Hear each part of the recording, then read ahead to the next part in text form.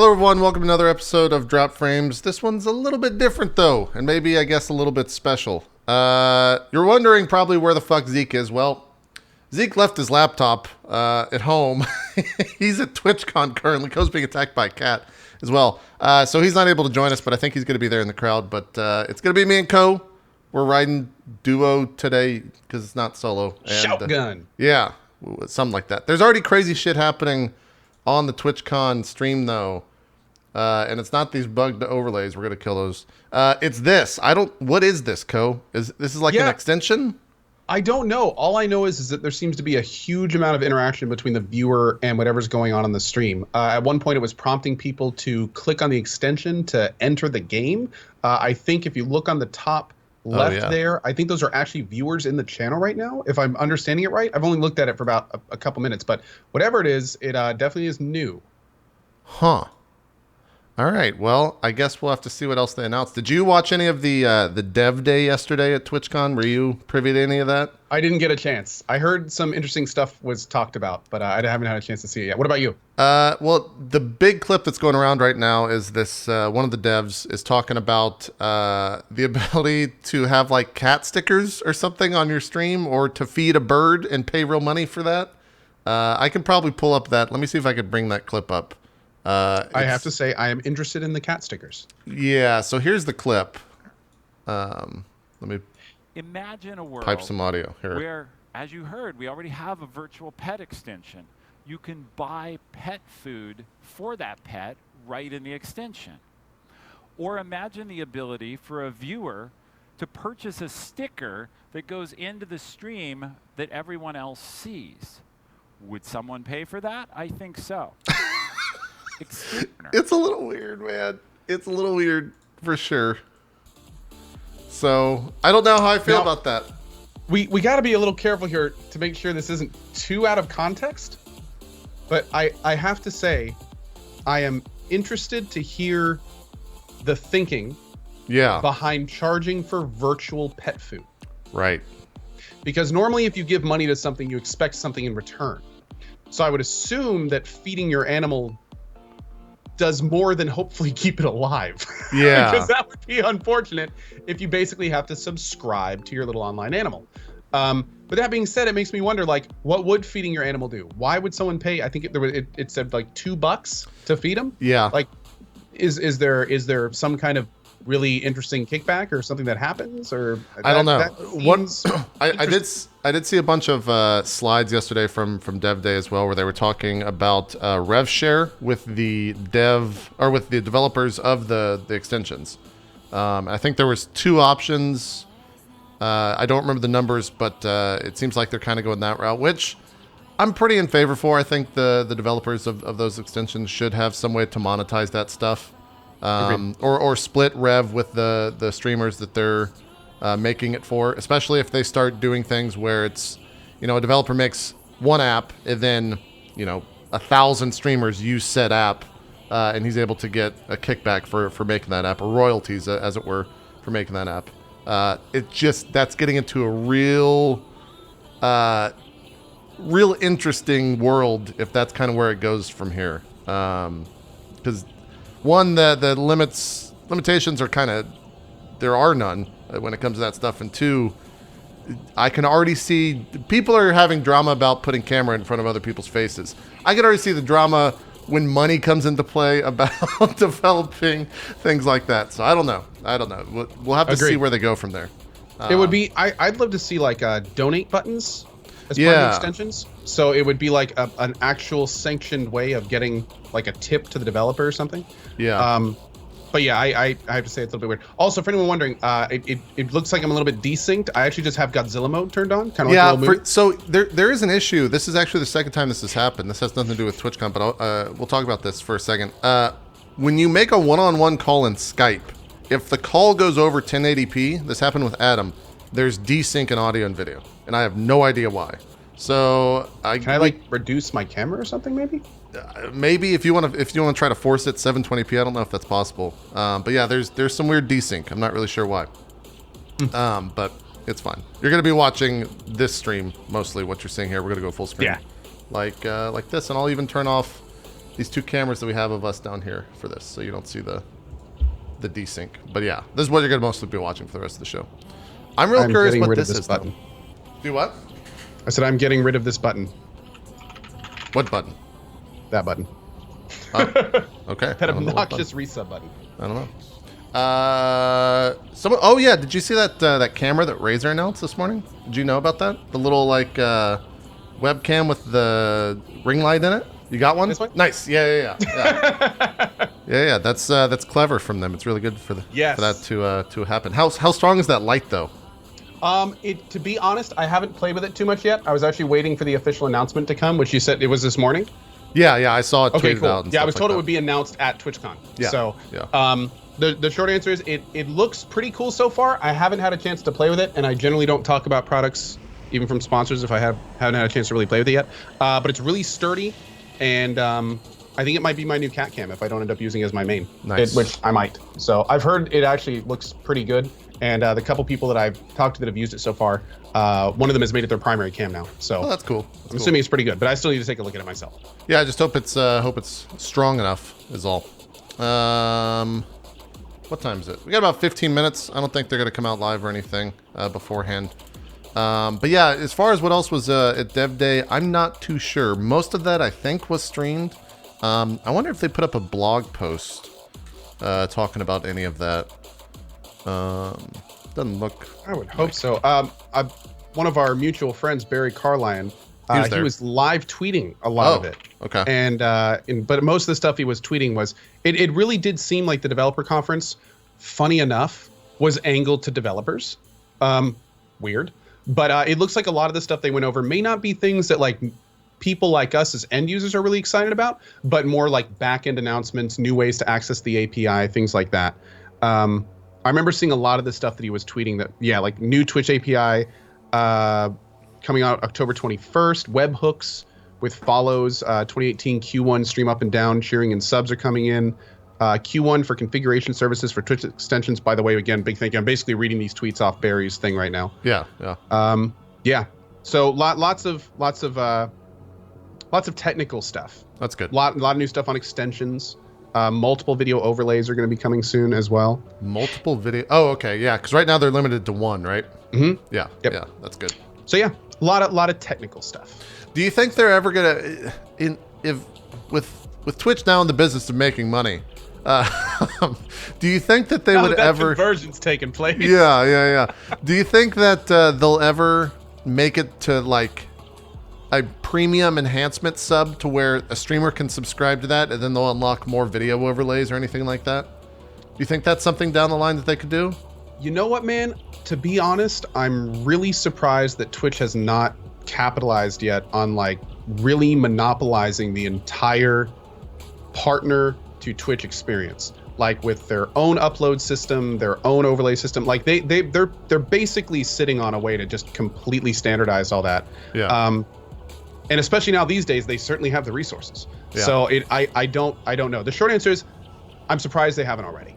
Yeah, I think that's kind of a natural direction for it in a lot of ways. That's one thing I honestly would be like, give two, but if you want more, make people pay for it. I think that's fine. I think that's a fine reason. Yeah. Absolutely. Yeah. As long as it's not like $40 a month or something fucking extreme. Like, correct. I think at most it'd be like 5 or 6, like around that. Like make it a sub just like any other sub. There is some information about this game right now that's being played as the enhancement. It is from indie developer Hitbox Team. Wasn't that a streaming site? Mm-hmm. To build a game with us. It's called Galactic Disagreements, and it's played through extensions on Twitch. The game is all about acquiring resources, launching your ships, overpowering the enemy, and destroying their base. When you join the stream, desktop only for now, you'll be randomly assigned one of 2 teams, then let the heated discourse begin. Games last 5 minutes at a time, and we'll run the game throughout the weekend. There will be winners, there will be losers, and there will be emotes. Okay. Huh. So it's like kind of the ultimate Twitch plays. Yeah, I guess so. Is anyone in chat actually playing this? Because when I click, like I don't. Oh man. I don't know how. This actually opens up some really, really interesting things. Like for instance, I mean, imagine like if think how far Twitch could take this with having control of their own extension system and what they would allow on it. they could set up entire categories of these autopilot games. Oh, yeah. And then if they wanted to, they could give the winners bits. Yeah. They could have like a whole row of games that you could just go idle in, and you could play these little mini games, and there wouldn't be anyone broadcasting. There wouldn't be any casters. Maybe you could even sub to the channel to get more features in the games. Like, they could go crazy with that stuff. Man, then if you run commercials, man, I don't know why they're not doing that. Well, from the looks of it, this is one of the first ones. Yeah, that's true. That's true. It's probably first thing. Yeah, I don't know. So what do you think? I guess we're about 10 minutes away from the actual keynote. I know what you're hoping is going to be here. You're hoping that gifted subs is going to be here, because that's something that you're always hoping for. That is my biggest hope. I have been asking for sub gifting basically since I got my partnership. In fact, when I originally got my sub button, I thought sub gifting was a thing, and I remember writing back being like, "Hey, how do my community members buy each other subs? I know there's a way to do this. I mean, of course there is, all right? So how do they do it?" And they were just like, "Oh no, we don't allow that." Yeah. I was like, "Well, then how do I give away subs? I don't understand." And they were like, "Well, we don't really do that either." And that was 4 years ago. Yeah. So I would really love to see that put in. More importantly, not necessarily to have people buy each other subs, but I really want there to be an easy, intuitive way for streamers to give people subs. Right. So yeah, that's what I'm hoping. I'm unfortunately, as of the last couple of days, doubtful, but that's my hope. Yeah, this is almost a one-sided question, because I kind of know some of the stuff that's being announced here. What do you think is happening? Yeah, I don't know if I can answer that. I know some of the stuff that's being announced here. I don't know everything that's being announced here. And I only know the big things that are being announced here, like the big ideas, not necessarily the minutia behind all of them. So I'm interested to kind of see some of that stuff fleshed out. But I hope that I will say this, whatever is announced, I hope that it's not a half-cooked idea. I hope it's a fully fleshed out idea that's good to go, that doesn't have issues that have to be figured out after the fact, that's not in beta. I just hope it's announced and it's done and it's out there. Obviously, I hope they iterate on whenever they announce, but I just want something to come out from Twitch for once that's not half-baked. Like I don't think that's too much to ask for.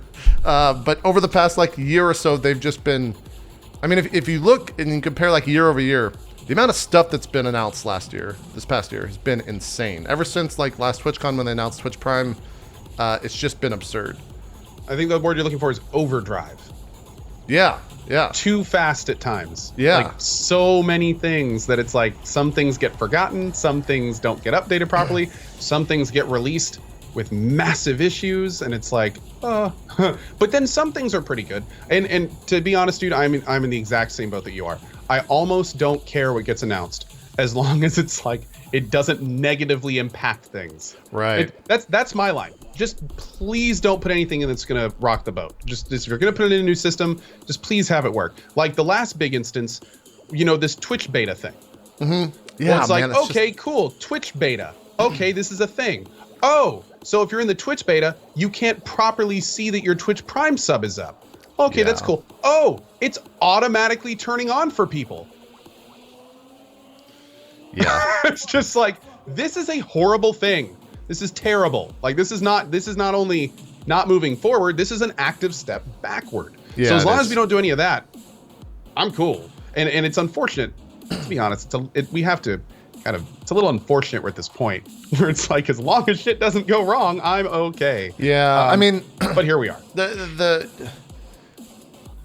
If I were a Twitch PR person, I would probably say, well, it's hard to test any of this stuff unless it's in a live environment.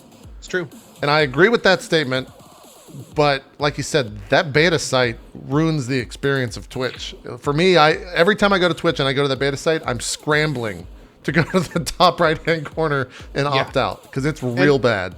More importantly, I think the biggest issue is that was not only a bug. It wasn't only a user experience issue, but I mean, there are streamers out there that lost subs. They lost a portion of their income, and there's streamers out there where it's they're scraping by for rent. And it's when you're talking about their dedicated viewers not even getting the feedback that they have to click that sub button again, and in some cases even seeing the sub icon by their name erroneously for days.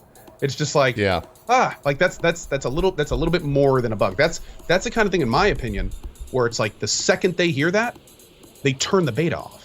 Right. And then they fix it, and then they turn the beta back on. Well, it's like the problem was in there for days. Do you remember when they came out with the new Twitch app?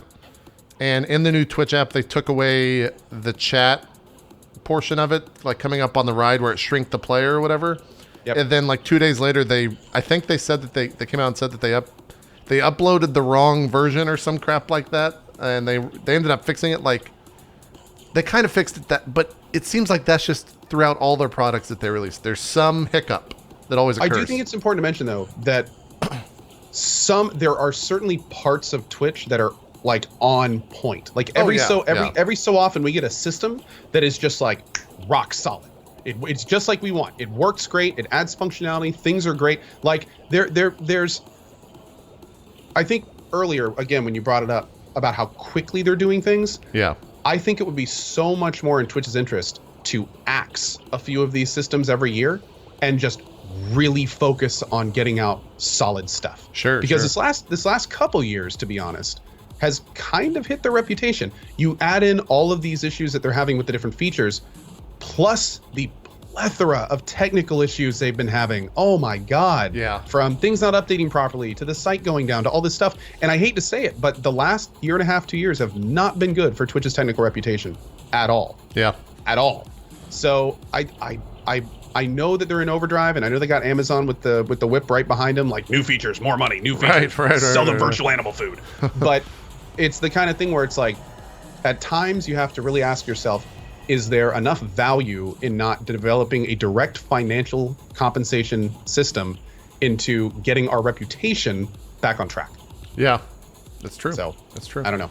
We'll have to see. Some of the other stuff that I hope to see is a fleshed out community thing, because right now communities are they're serving as like tags for streams, and that's it. Like I actually stopped using them. Yeah, I think I haven't been in any community pretty much since the system came up, and it was for the reason you just said. I haven't yet. I don't know why they're there. I don't really understand them. Yeah, I've been on purpose. I've been under these three communities: Salty Streams, Variety Streaming, and Positivity, which is almost a joke in itself. But I haven't. It's said I'm Ron-coing the fucking communities right now. I said and forget it. I haven't thought about it or thought about changing in months. Wow. What's that? So about what we were talking about. Let me read these real quick, almost in order. Okay. Twitch has communities still? Wait, communities are still a thing? Communities are still a thing? Lol. Yeah. Communities, lol. I want categories instead. There's no point to communities. Yeah. I forgot about communities. Oh, right, communities are a thing. That... Oh, yeah. that should be kind of a wake-up call. Yeah. Yeah. So someone does say, I think communities benefit smaller streamers more than large partners. Think so? Maybe. Like I don't know if I can actually say yes or no to that. Let's do this. Does anyone in this channel right now use communities to find streams or to find new streamers? Does anyone here use communities? Also, alternatively, in terms of discovery on the platform, do you click popular? Like, do you ever go to twitch.tv and then go to browse and then click popular to find streams? Or are you searching by games, or do you even do any of that? Or do you just use your follow list, Co? I don't think, just real quick, I don't think I've ever seen any question asked on drop frames that's more one-sided. There's a couple yeses. And literally hundreds and hundreds of no's. Well, yeah, there's a lot of no's, for sure. That is impressively negative. But, I mean, if I was actually expecting more like... If you think about the question, smaller streamers are small, thus not very many viewers. So it's probably going to be a pretty small group of people that answer yes to that. True. And wait, to go back to your question, you said, do we use... So when I go to find streams to watch, do you go to your follow list? Do you go to browse? Do you go to browse popular? Because right now default is games. Okay. I follow list first always. And then I generally browse by game just to see what games are doing well, and then I'll drop into the game categories to see who's like high in the games. Exactly. Popular is just the top on Twitch, right? Yes. Yeah. It's basically the list by viewer count. I do look at that list, but I don't look at that list for streams to watch. I look at that list to see if there's something I'm missing that I Sure. may want to see. So Yeah, maybe yeah. there's a big game that came out I don't know about, or maybe maybe something huge is going on in a streamer's channel I didn't hear of. Yeah. But not to like find new streamers or anything. Yeah, I've actually found myself since they changed that, I rarely ever go to popular. I usually go to games, see what games are kind of out there and being played, and then I click on that and then I look by viewer count to see who's playing that. Which I think is kind of a big change in how I browse, and I didn't realize that till earlier this week when I was like, oh yeah, the popular thing's still a tab. Like that's still a thing that you can go to. You know what's kind of interesting though, and something I've been thinking of, and I'm kind of curious why Twitch hasn't done this, or maybe Communities was an attempt at that. I think it kind of be interesting on Twitch if there were kind of groups that you could follow, not like stream teams, because that's different. Right. But actually, like, imagine if you could go to a list of types of games. So like, open world RPGs, Right. sports players, FPS casters. And then in there were like subgroups, like rage FPS caster, skill-based FPS caster. And you could just click follow on that, and it would then follow like a group of streamers that you can just add to your follow list. And those all would have big red X's on them and check marks, and you can check them out or just X them off your follow list, But it just seems like there's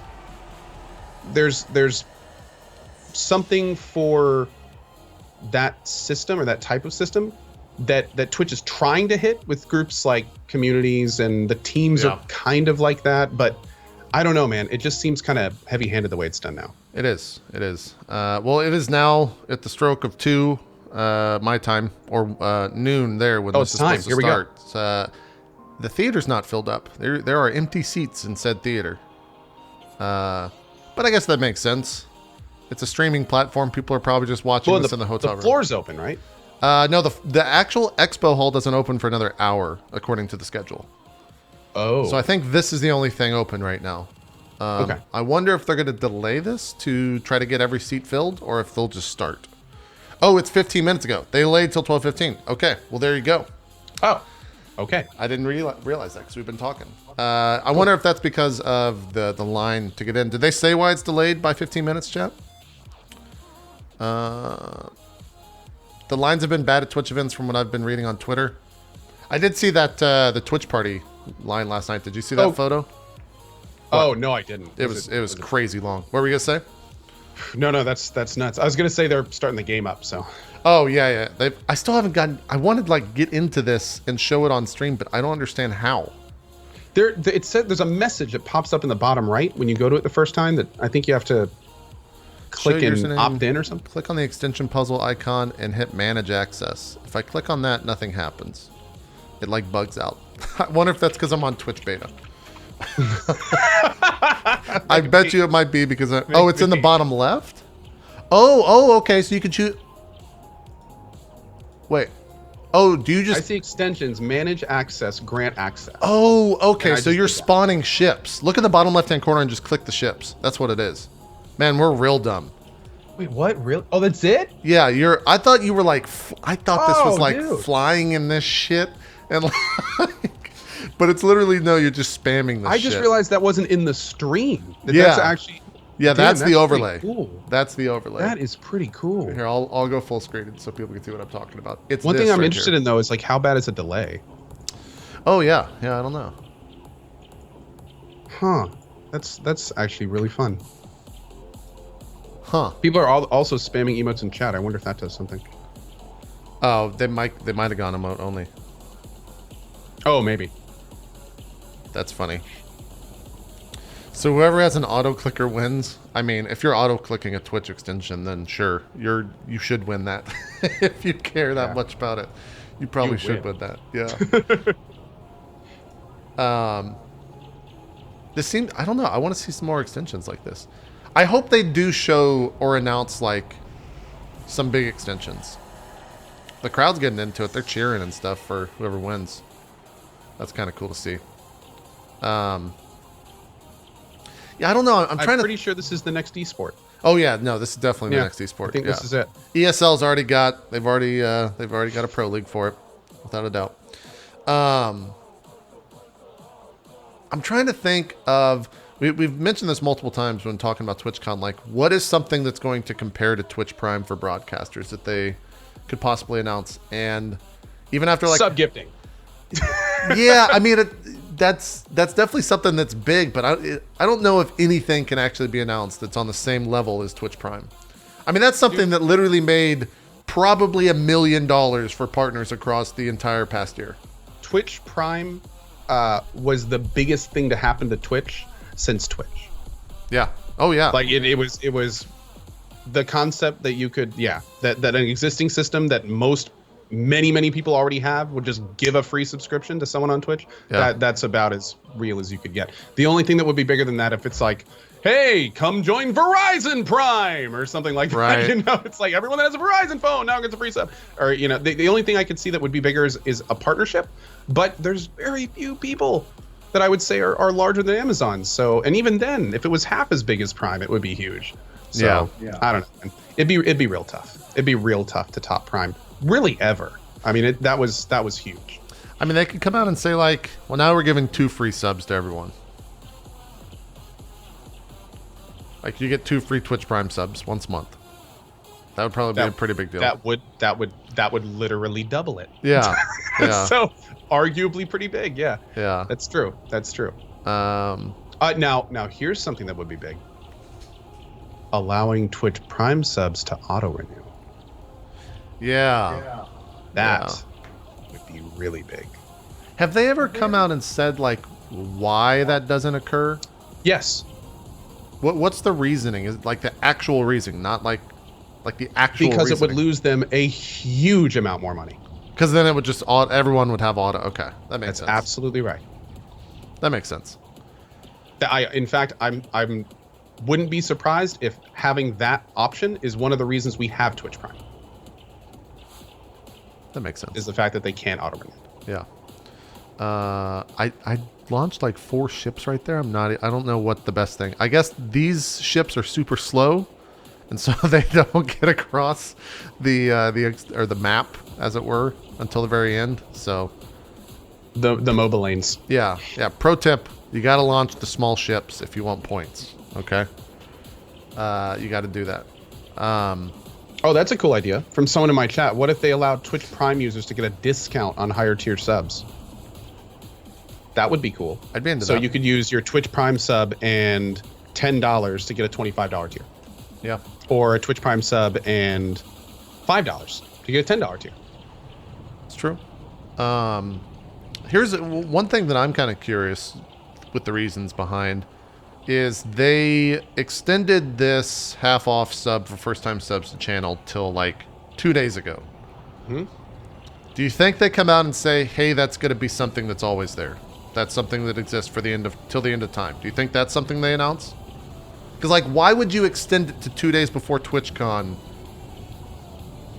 Just cause. Time out. You're saying the thinking would be that forever $25 subs would be $12.50?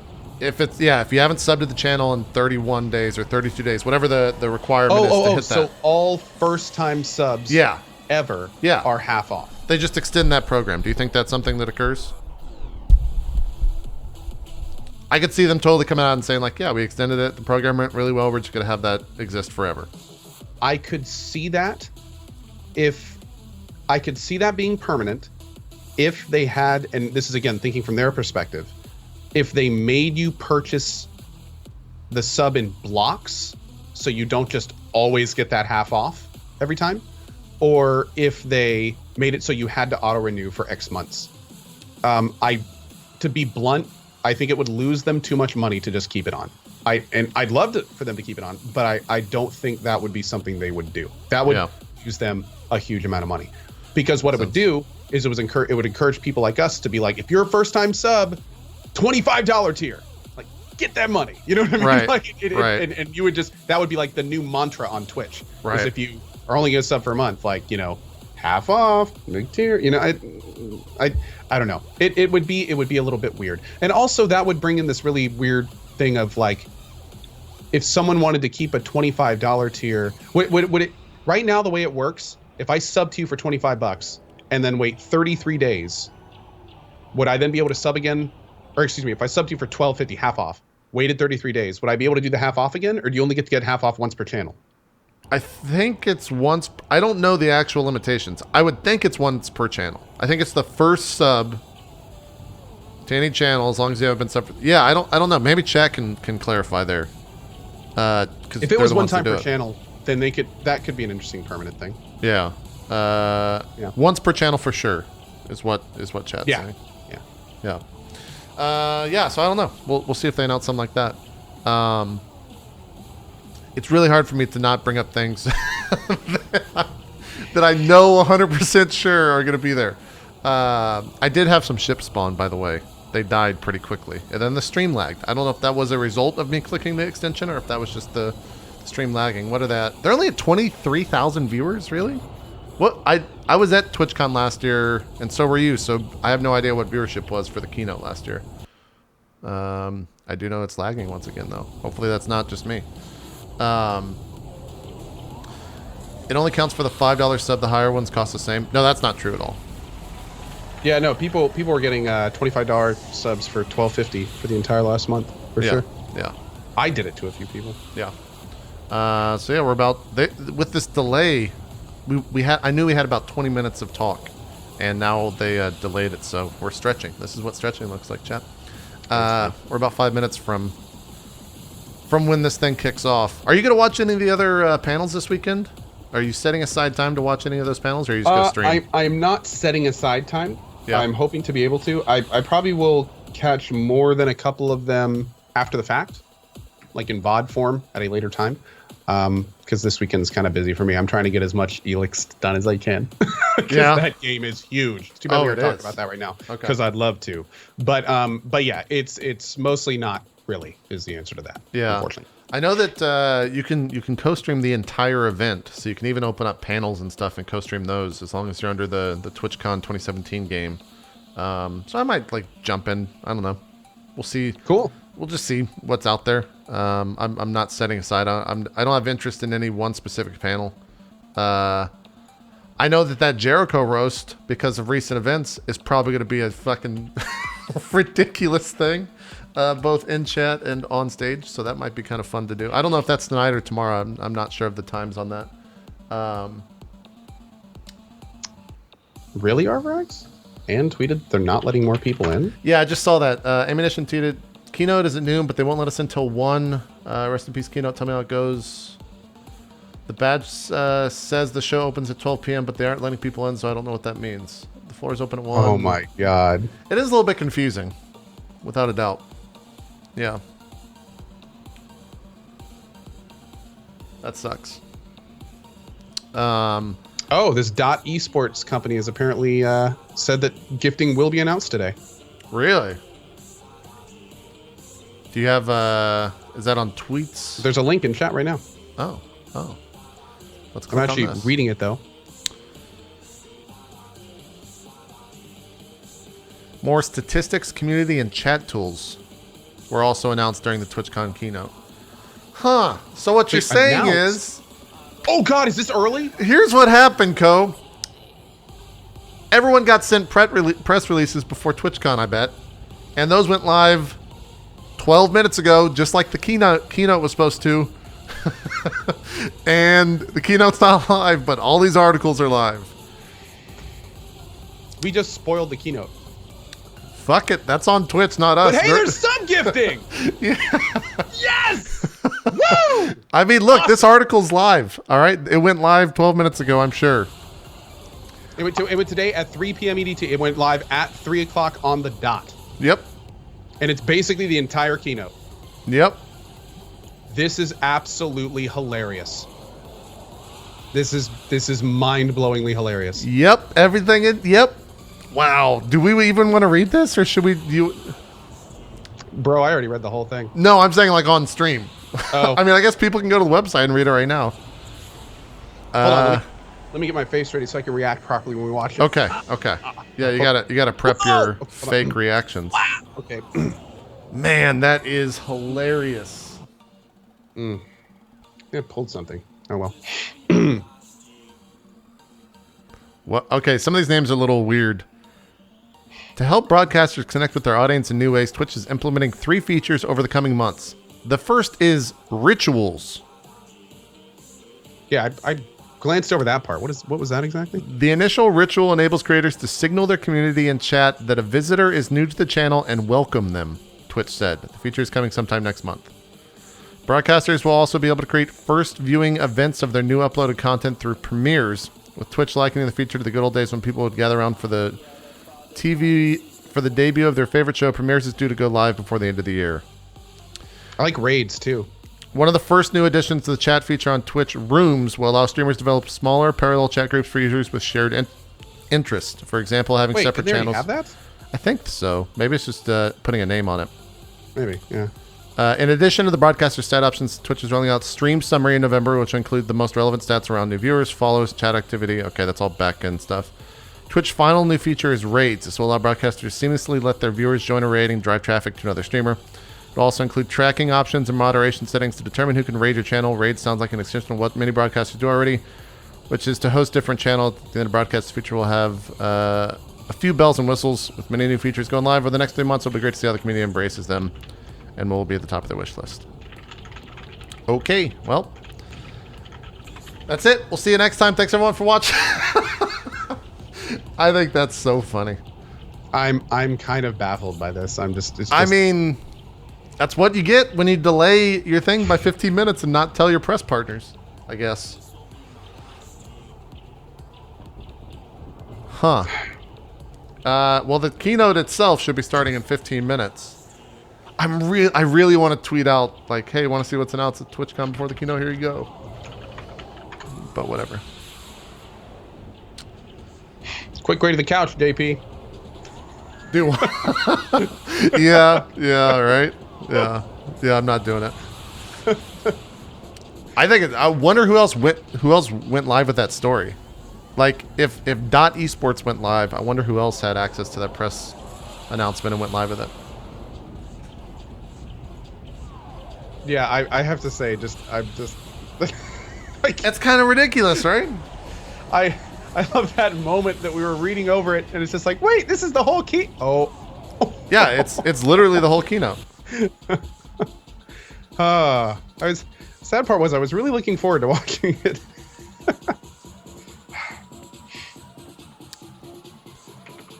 Huh. Well, that's a thing. So Business Wire also went live with theirs. So it looks like the actual like embargo was probably noon PST. Which yeah, the embargo should have been the minute that it ended. So it sounds like there was a serious miscommunication on time for this embargo. Wow, dude, this BusinessWire.com article has literally everything. It talks about the milestones that are announced. It talks about all the new features that are announced. Yep. It talks about who comes out on stage. This should have been out the second it was over. Hey, here's a cool stat. Co, did you know that Twitch Prime, there's a new sub every 4 seconds on the channel? Or on the platform? On the platform? That's actually really pretty impressive. That's kind of crazy. Wow, they're playing If You're Ratchet and You Know It. Anyways. Oh,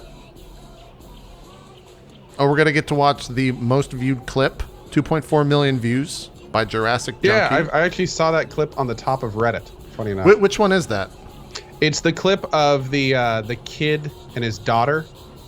His daughter walks in on him and he like turns around and yells at her. Right. Because he was so freaked out, and it's actually a pretty cute clip. So it's, there's been 110,000 Twitch affiliates in the past 6 months. That's kind of cool. Wait, how many? 110,000 creators have joined the Twitch affiliates program in 6 months. Wow. That's a lot. And to think like a large percentage of that number requires hands-on from Twitch. Yeah. Answering questions, helping them get their stuff ready. Like, that's an undertaking. Yeah. Video delay's been reduced by an average of 60%. Automod scans over 320 million chat messages a month. I mean, I'm literally just reading through the keynote. This is... I guess I'm going to stop. And just let by the way, where is this. The keynote? Wasn't it supposed to start 3 minutes ago? Yeah, they're 3 minutes... Well, they're 18 minutes late from original start time. They're 3 minutes late from the new start time. Dude, what... Oh my! I can only imagine the fires going on there at this point. Yeah. Like I'm sure they're all freaking out that all this info's already out there.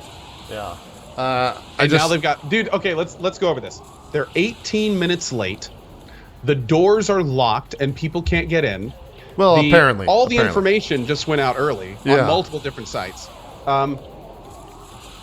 Yeah. This could be going a bit smoother. What if they're rewriting the announcements? No, they wouldn't do that. That stuff's already out to all the big key press announcement stuff. Or press announcement websites like Business Wire, etc. Yeah, this could be going a bit smoother. Yeah. The doors are locked on the floor side? Yeah, so I think the floor and the keynote are on different things. And I think people are trying to get into the floor. This is what I'm thinking. I don't have any verification for this. Are trying to get on the floor side when they're supposed to be going to the keynote area. It is funny though. So people were waiting at the wrong door? Potentially. I would think that's what it is, because obviously these people got into the keynote somehow. So I don't know. It is funny though to scan over to the left and see broadcasters tweeting all the stuff that's being announced at the keynote. Yeah. Like that information is already out there. Apparently an app told people the wrong place. All right. The app says the wrong door apparently. Yeesh. So that's our 4th issue. Yeesh. Oh, what did Shannon say? Hey, what's up, Shannon? Shannon, you want to read what's in the press announcement? Just go to the keynote. Just go to Business Wire. Shannon. Yeah, Business Wire. 20 minutes late now. 5 minutes by their. Oh, here it is. Are we to the point where we should be getting concerned? Probably not quite yet. It's being announced right now. Oh, it's starting? 5 minutes from now, so they're now 25 minutes. Okay, that was Adam Contini right there on the PA that I just heard. So. Man, I really wonder what could have gone so wrong. For the delay, yeah, I know. This is a huge event for them. Something really must have hit the fan. I wonder if they'll come out and say, like, I wonder if Emmett or Wheat will come out and mention. Oh, there's people on stage right there. Will come out and mention, like, hey, you guys might have read it already on Business Wire. If they'll just roll with the show. Like, I wonder if that's already. Yeah, they have to at this point. I mean, and you have to remember, most people in the audience have not seen it, so they should at least. It should be a pretty normal show for everyone there, hopefully. Yeah. Oh, hold on. Strippin's apparently showing or throwing some shade. I gotta go see what his tweet was. Oh God. Con supposed to open at noon. Generic 1,000-person deep queue for the keynote and no other way into the venue. Sounds about right. Yeah, that's kind of shitty that a bunch of partners are having that experience for sure. Because you know what's nice? Being at home. I like being at home. I do. But I definitely like to be there too. Sure. I get what you're saying. I think it's happening right now. I think. Dude, next year, I think TwitchCon is the only con I'm going to go to next year. Yeah? Yep. I think I'm going to go to one con, and it's going to be TwitchCon. That makes sense. Sorry, PAX. Yeah, right. Yeah. They dimmed the lights, and I thought they were starting it because the app went away, but nope. Oh, for those talking about Zeke in chat, unfortunately, he didn't have a laptop. We weren't able to get him in. We wanted to, but yeah. Zeke was going to be here. He forgot his laptop at home. He's actually beating himself up about that. So yeah, he felt really bad about it. It's not like he quote. Yeah, it's not like he quote forgot his laptop. He actually forgot his laptop, and he feels really bad about it. So we would have loved to have him here. Because I can only imagine Zeke's laughter throughout all this so far. Oh, he would be loving this, man. Yeah. He would be loving this. Shannon says you could have brought me on. Next time, Shannon. Next time we need a third. Yeah, we do need a third sure. next time, yeah. We probably should have thought about asking you. Yeah, that's right. Now that you could be the disgruntled Twitch. See, if I treated this like like a NFL broadcast or anything, you'd be like our professional player, our ex-Twitch staff coming on here talking about all of it. Yeah, give us the insight.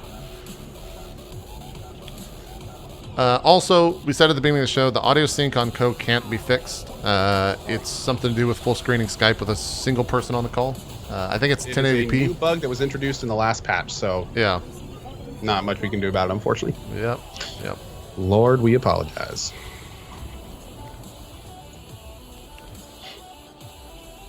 I just can't believe that they're going 30 minutes deep and the entire keynote's out there. Why wouldn't I'm you still have... baffled that it didn't get released like after the fact. Well, I wonder if that's was what I the was keynote about to say. supposed to be earlier at some point? No, it was officially supposed to be 24 minutes ago, right when all those press releases went out. So why wouldn't you do it the hour after? Oh, I know. Yeah. That seems like a big PR mess up. Oh yeah, I can fix the desync real Yeah, quick. talk if you guys faster. Go ahead, fix it. want. There we go. Do you have one of those masks? Oh wait, I'm sure we can figure something out. Just Hold put a on, piece of paper and tape it on your... Hold on. 2017 keynote address will be live. We got this, chat. We're good. We'll figure this out. We'll figure this out together. Please take your seats. Adam Contini's telling people to go sit the fuck down. Even though no one's standing right now. We're getting it fixed, chat. We're doing this for you.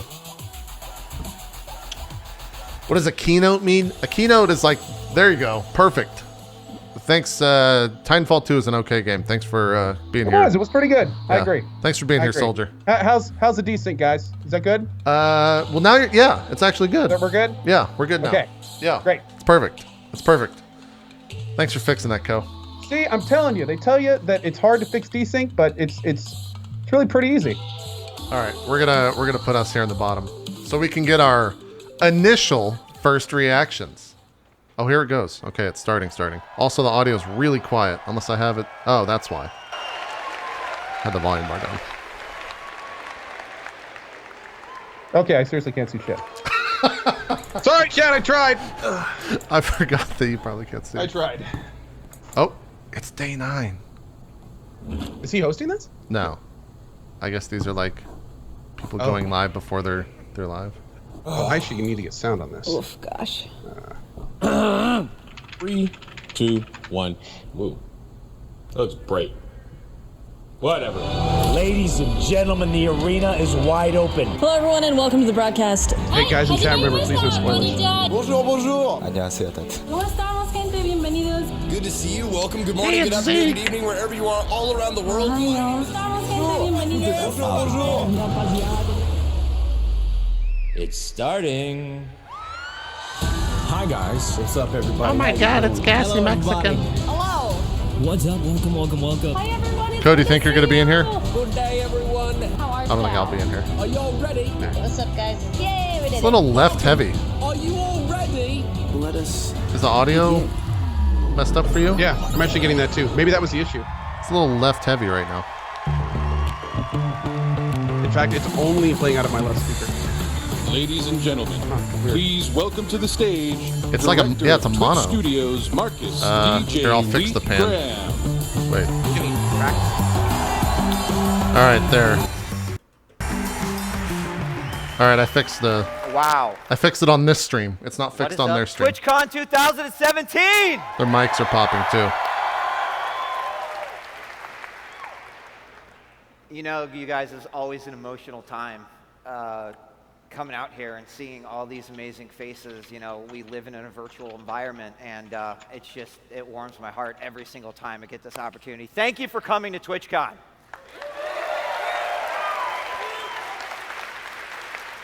So, I want to do a little geez, dude, housekeeping that's bad. before we get started. That's real bad. That's real bad. Who is here attending their first TwitchCon ever? Yeah, I went from popping, not being audible at all. All right, exactly. welcome. Whoa. We Good guarantee God. You're going to have a great weekend. How about this is your second one? I can only imagine their audio guy Right here, they're just excited about that. riding that And, fucking sound mixer bar. For those that are going for their three-peat, where are you at? Right there. Awesome. Well, thank you all so much for being here. It is incredible to see so many people from so many different places all together in the same room. And I've been anticipating this moment and this weekend since the moment that the last TwitchCon ended. And I can promise you that my enthusiasm is definitely warranted. No, go I happen away, to stupid have a extension little thing. inside information as far as it's concerned. It won't go And away. this Stop fucking TwitchCon popping is up. going to be the best one that we've ever had.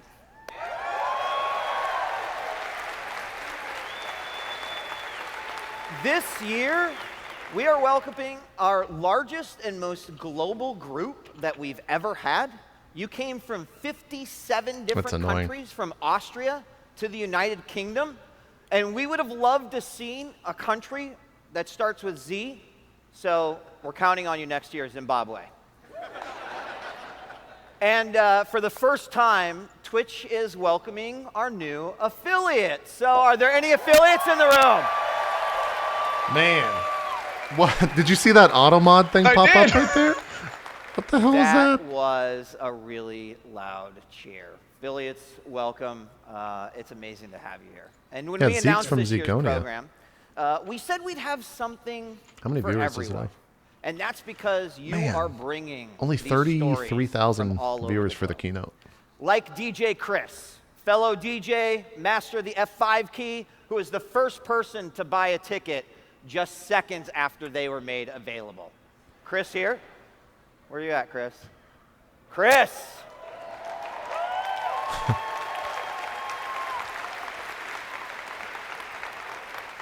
And how about Proclaim is Live, who traveled Wait, is that in the stream or is that on my side? all the way from South Africa? The auto mod. Yeah. That's in the stream. And those are just a few. Yeah. Right? Whether you took 4 planes to Is yours get still here, left an heavy? Uber, a bus, you teleported, or you just walked across the street. We want not as to much. celebrate Okay. everyone. Because I have it on mono right Which now, brings me split, to but the I can reason force it we're all stereo. here. Our stage. It sounds better. Your Okay, story. let's see. Like Twitch itself, TwitchCon is a stage that will be shaped They by did what fix you're it. inspired to do with it. Okay. And as always, you're going to have a lot to work with. Over the next couple days, you'll have a chance to meet and learn from each other. And panels and sessions devoted to the business side of streaming, to how to best represent tabletop RPGs on stream. Or maybe you get to hang out with Snoop Dogg, I don't know. We encourage you to check out everything that interests you, and maybe even try out something new.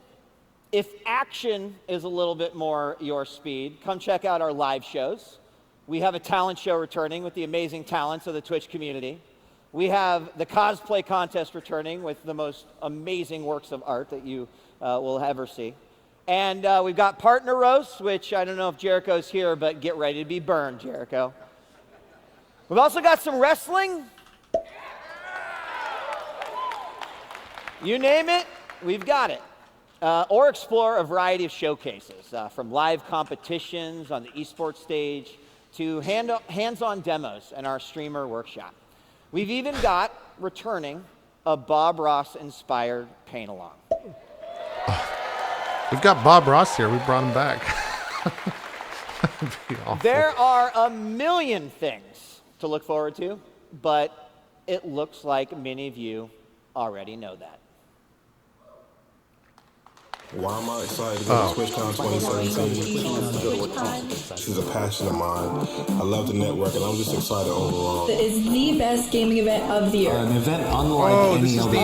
the. Primarily going. They did that thing to submit your video, I think, for a while. TwitchCon. Yeah. What? This must be what came A lot from of the it. amazing friends I've met on this platform. The amazingness of the Twitch community. It's a celebration. It's gonna be a lot longer. Everything awesome about it. All these wonderful people. It inspires. They got to fill an hour, Co. We saw that press announcement. See you guys there. Peace. Oh, I just realized I'm like a good. Does anyone behind? agree with 8 seconds any in of front the of you. sentiments shared in that okay. video? Well, I'm not going to refresh it. I do as well. If you're watching from home, don't worry. It's TwitchCon. Guess what? We've got everything streaming. In fact, 11 channels of TwitchCon content streaming live all weekend long. So I'm getting a little anxious to get things started, and I'm sure you are all ready to hear about some of the things that we've been working on behind the scenes. So who's ready to kick off TwitchCon 2017? All right, they're going to announce... To one of the Emmett coming to the biggest stage, Twitch so we'll nerds just I skip know. Ladies and gentlemen, give it up for our co-founder and CEO, Emmett Shear. I hope his mic Now, is fixed. What? One thing interesting to listen for Yeah. is going to be when they announce the sub-gifting, when they say they're going to turn it on. Did they say that in any of the Hey, everybody. articles? Let's see. I am incredibly excited to be here today. It's always a huge amount of Q4 fun. to meet Twitch 2017. fans in person. Q4. And Okay. everyone watching along Yep, at home, that was- I hope well, to see you here next year. Yeah. And of course, thank you, Marcus, for that wonderful intro and for getting the party started. When we first came up with the idea for TwitchCon, The dream was to bring the Twitch experience to life in the real world. And as I look around this room, it's incredible to see all corners of the community come out in force, from speedrunners to cosplayers, from partners to new streamers. Everyone is well represented. That's really what TwitchCon is all about, bringing together everyone who's made Twitch such a vibrant place. And over the course of the weekend, you'll see all the ways we plan to keep it vibrant. When Twitch launched 6 years ago, it was a much different place and a much smaller one. I don't really understand it because that's not how AutoMod works. Like, A, it doesn't pop up in your stream. B, it doesn't come up with its own stuff. C, it's designed to show you like stuff that's not good. A place where streamers can not only share all their passions, but where their audiences from around the world they're using it like Clippy. can interact and connect back. Where whatever you want to nerd out about, you won't be doing it alone. It's the best place to be a fan, no matter what you're a fan of. Guess I'm going to turn up the volume. I apologize if they rip our ears, chat. As we said at the first ever TwitchCon, we built Twitch, and you showed us how to use it. So many crucial parts of the Twitch experience, like subscriptions or even face cams, were ideas first brought to life by one of you. And the best part is, you're still inspiring us to make Twitch better. Of course, there are things that have always been priorities for us, like cutting down our video delay. And since January, we've slashed it by an average of 60%. 60, yeah.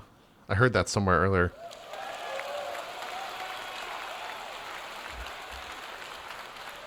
I'm curious if they're going to say anything about actually, the technical issues, like the outages and stuff. All of our latest updates are based on ideas and hacks that you guys came up with using the platform. Take subscription tiers as a small example. We saw that some viewers were so determined to support their favorite streamers that they actually made extra Twitch accounts just so they could subscribe multiple times. So we decided to add subscription tiers, and now you can subscribe at 2 times or 5 times the standard level of support. And that idea is all thanks to you and the Twitch community. You guys also asked for great stuff. Someone said Willy You asked us for Wonka name cosplay. changes. Actually, I should say name changes was the single most requested feature ever in the entire history of Twitch. So we added name changes. Many of you were also using third-party tools just to switch off the lights and go into dark mode browsing the site. We thought it was a little bit crazy you had to do that, so we made a native dark mode. In fact, could we switch to dark mode right now?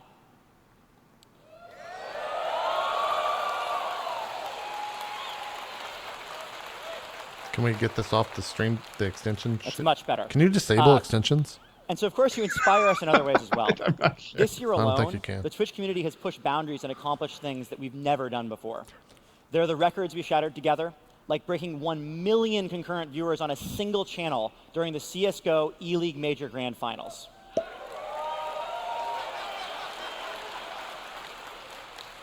That's a weird pop-up. We saw Korea become our fastest growing region, where creators have streamed over 4 times more than they did last year, and where viewers have watched nearly 6 times more. League superstar Faker's first stream alone received nearly 250,000 concurrent viewers, setting the personal channel record on Twitch.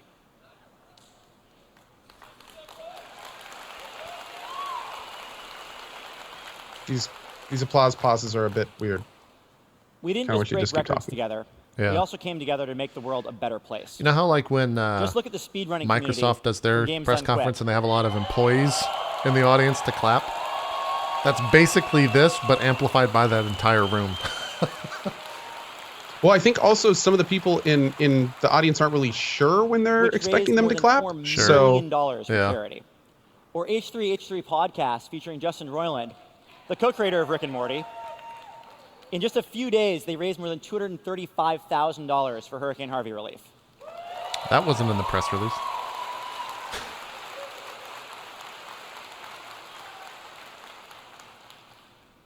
One popular French partner, Zerator, even received a shout-out from the president of France, Emmanuel Macron, after raising €450,000 for Hurricane Irma relief. I didn't know that. Holy shit. That's Damn, awesome. Dude. What a bro. Holy shit. Yeah, that's fucking sick.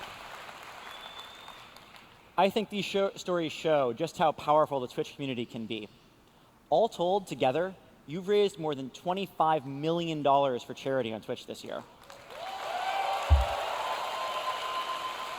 That's a really impressive number. We want to thank everyone who contributed. you all changed lives. And we're proud of what you already accomplished. We think you can make an even bigger difference.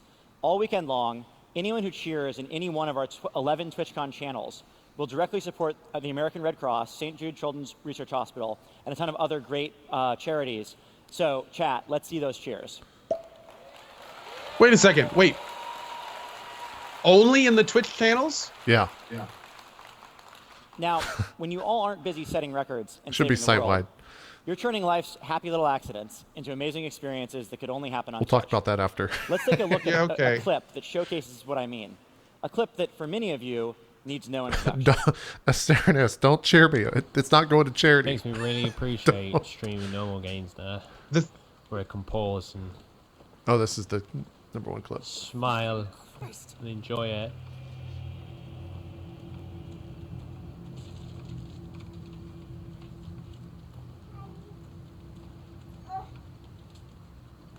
Are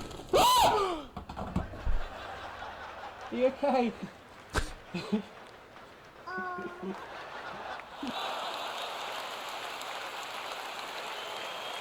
It's a pretty cute clip. Yeah, no, that's a good clip. I'm also glad it's not a big broadcaster. That video I has like been that it's a viewed smaller broadcaster. 2.4 million times. And I guess like probably 20,000 more times now. More than any other clip since last TwitchCon. It went viral on mainstream media, and now it has the distinction of being our first ever clip of the year.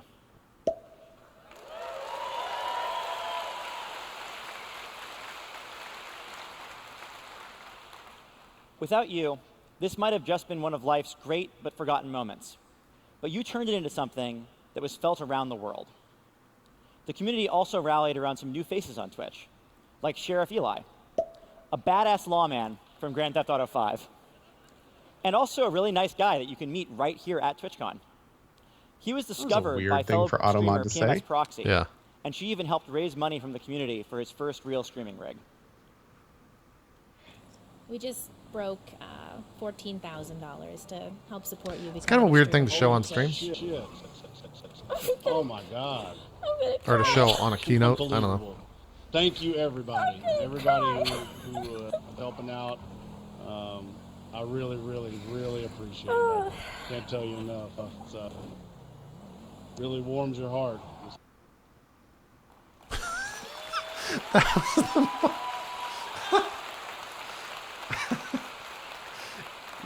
Really warms your heart. Man, that was like my level of excitement. Is pretty incredible. But Sheriff Eli wasn't the only character who found a big following this year. There was also this guy. Oh, is it going to be the doc?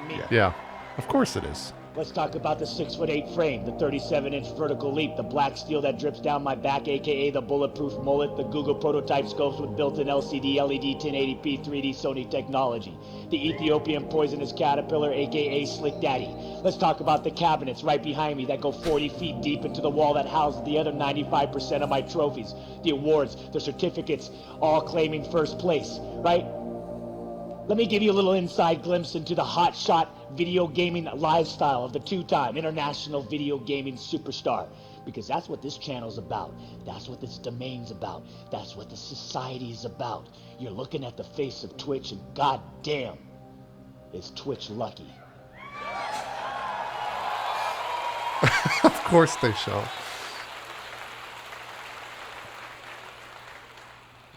And truly, we are lucky, Doc. Which is why it really breaks my heart to tell you that I actually beat you to the Slick Daddy look 7 years ago. And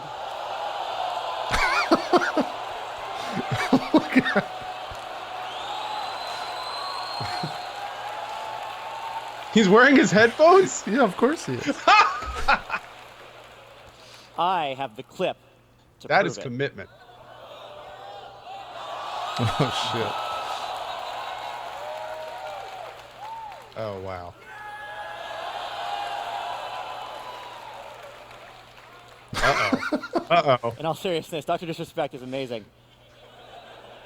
But he's not the only person doing unique things on Twitch. Take a look at Guanzhang, whose arms are the size of my legs. Holy shit, that guy's ripped. Or Marmalade Noma, a German grandmother who streams herself reading children's stories. I didn't know that.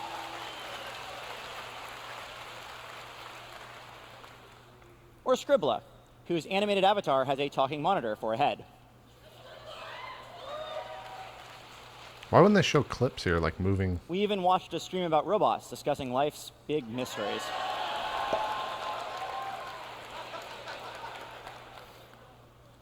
Earlier, I mentioned the CSGO E-League Major Grand Finals, when over 1 million of us watched Astralis take home the win. But that wasn't the only time we filled virtual arenas. Your turnout for events like these was extraordinary, with massive online audiences tuning in for epic showdowns all around the world. The U.S. coming in now. Okay, here's the opportunity. Turnaround! Oh my God! Again! And SKT are the champions. And our game will be claimed 4-time Dota major winners here in Kiev.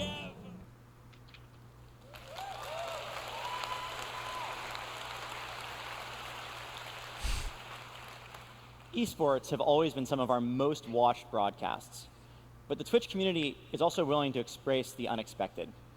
One of the first times we experienced this was 2 years ago, when we aired the first ever Twitch marathon, Bob Ross and the Joy of Painting.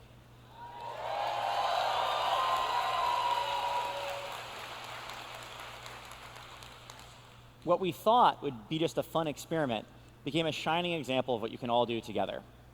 When we invited you to Twitchify more marathons, you proved that your creativity could not be contained. What are you laughing at? In some cases, you took decades I can see me like, what started as a brief experiment became an amazing example of how we can have huge channels where we don't have to pay a single person. That have become part of the it was a Twitch life. fantastic experiment. Jeez.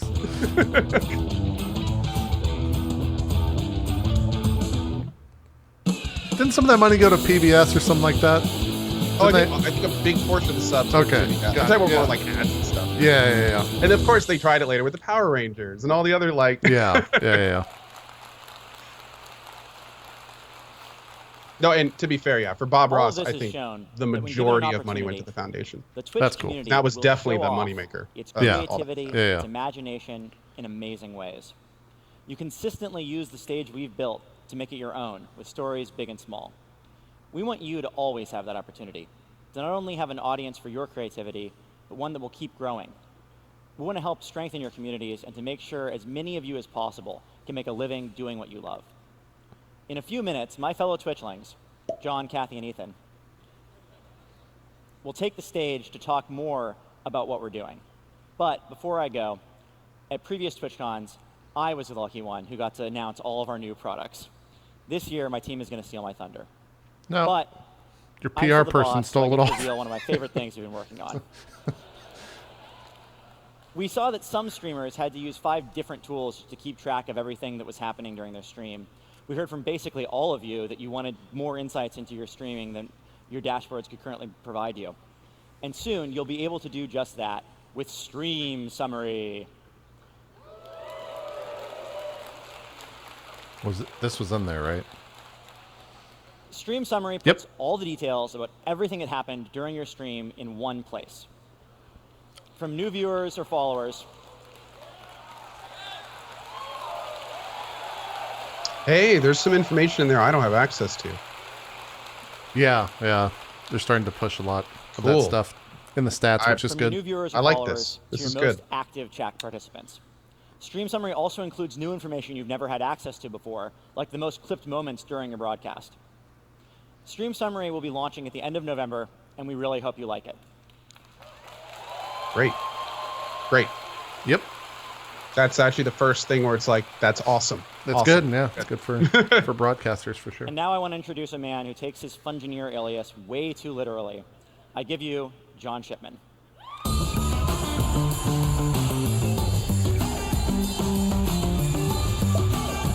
What's his alias? Oh, it's that guy? Yeah. Is he wearing the onesie? Thank you, Emmett. Yeah. I can't wait to What figure is that out guy? who's Look at that. actually watching my streams. But let's be honest, it's Grandma. Unlike me, y'all put a lot of time and hard work into every stream and video you create. And we want to make sure there's always You an gotta get audience a ready Twitch to be onesie, wowed Co. I want by a your Twitch onesie, yes. creativity. I think you can. One of the best Do they have those ways on the we put your store? I know they content have them in there front of new at TwitchCon, but I don't know if audiences it's on the is Twitch with store. clips. 30 little seconds I am going to go that attempt to have a buy one. I'll really let you know. Big impact. Speaking of impact, let's take a look at this clip. Себя, как будто я какая-то дура пьяная. Слышим, какие дядьки стоят. Nope. Байкер. Why would you show this? Oh my God, that poor person. Wow. So. Yeah, Wow. you notice how there's not much clapping in the audience? It's because they don't Public know if they want humiliation to. is the thing, apparently. Yeah. But in all seriousness, Wow. not only is that a funny the fuck? moment, perfect for sharing, it's also been viewed 850. Did he even say who that was? I don't think so. Here's a picture of someone running into a pole. 3 months ago, Lizon's follower count has grown 75%. Oh, here we go. Here we go. And her Okay. average Whoa. concurrent viewership has increased 600% and stayed there. But her Okay. story isn't the only one. Since last TwitchCon, I feel like they should viewed more have said than that 1 information before the clip. billion Yeah. Kind of ready Billion. this up for that a bit. Yeah.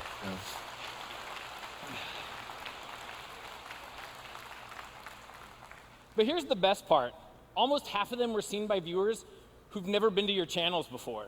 That means Clips has helped create almost 500 million chances for you I like to grow trivia your in chat. audience. Oh, great. Now everyone's going to start running into shit. Clips is a powerful tool. But Just I'm also staging excited that? about another new way to grow your audience. So wait, that's how I get big on We Twitch? all love when a game developer brings out a new trailer Oh on my Twitch. God. It's great to experience I like how the camera guy's something doing his best to follow for this the dude. first time, Yeah. but Yeah, it's this guy's even all better over the when we stage, can man. experience Christ. it together. We want any What creator, if sweat big or starts coming through that small, onesie, Co? to be able to share that kind Gotta of be careful. experience with their God. community. So much so that it inspired us to create a brand new product called Premieres. With Premieres, we're bringing the interactivity and spontaneity of Twitch to your videos. Premieres enables you to build hype for a first-time viewing event and creates a real-time community building that Twitch is known for.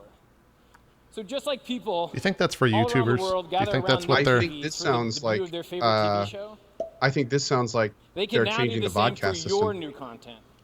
You as the creator That's can the watch stuff they along were with saying your about fans, vodcast provide originally, insight, remember? Yeah. commentary, or just sit back and enjoy the show with the crowd. Lurker. With Premieres, we're evolving I don't know uploads what into that a joke was. shared community Was that a building joke? Yeah. experience. I don't know what he said. He covered Those his mouth. watching I don't with think Premieres anyone caught it from the sounds of with it. you will interact, build suspense, and give your debut the welcome it deserves. Premieres will be here by the end of the year, but we've already been I feel like testing this with is marketed to and they've been YouTubers excited about to what come they've over to experienced Twitch and so launch far. their videos. Wait, One streamer, he's not making a Fuya, lot of sense. Fuya's here, Fuya, put together a greatest hits reel of funny, crazy, and weird moments. When she premiered it, she said it was like having a party with her community. So you hear that, Grandma, get ready for my first premiere. Another uniquely Twitch Wow, this way is- to show support wow, is through okay. raids. Raids have always feel like been one that's of for my Wait, YouTubers. wait, that was the whole system? Just I'm check out confused. these What awesome Again, what is it, Premiere? it's. Well, let's talk about that. That's something we'll talk about. Okay, okay. Make a note. Open up Notepad because I can't do it because the monitor's being shown. Just put Premieres question mark. We're getting raided by Barbarous King. Oh my god, I'm like shaking. You gotta be kidding me. Go to my stream. I think Also, don't spell it that way. What the? Jesus. Shroud is hosted you with 30,317 viewers? What? That's pretty nuts. Okay, that's hosting though. That's not rating. Yeah. It's a di- But they're it's a different renaming it. system. They're making it their own. Raids are more Oh, than they're just cheap? fun. They're about connecting communities think. that might otherwise never meet. And they're a perfect example of what TwitchCon is all about. Your stories and your experiences making Twitch and its community the place that it is today. We're listening to you, learning from how you want to connect, and incorporating that into the future of the Twitch experience. Which is why we're happy to announce that this November, we are officially supporting raids. Cool.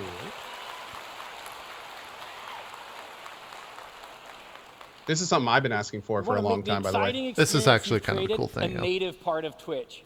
Now starting raids and inviting your community along for the ride will be easier than ever.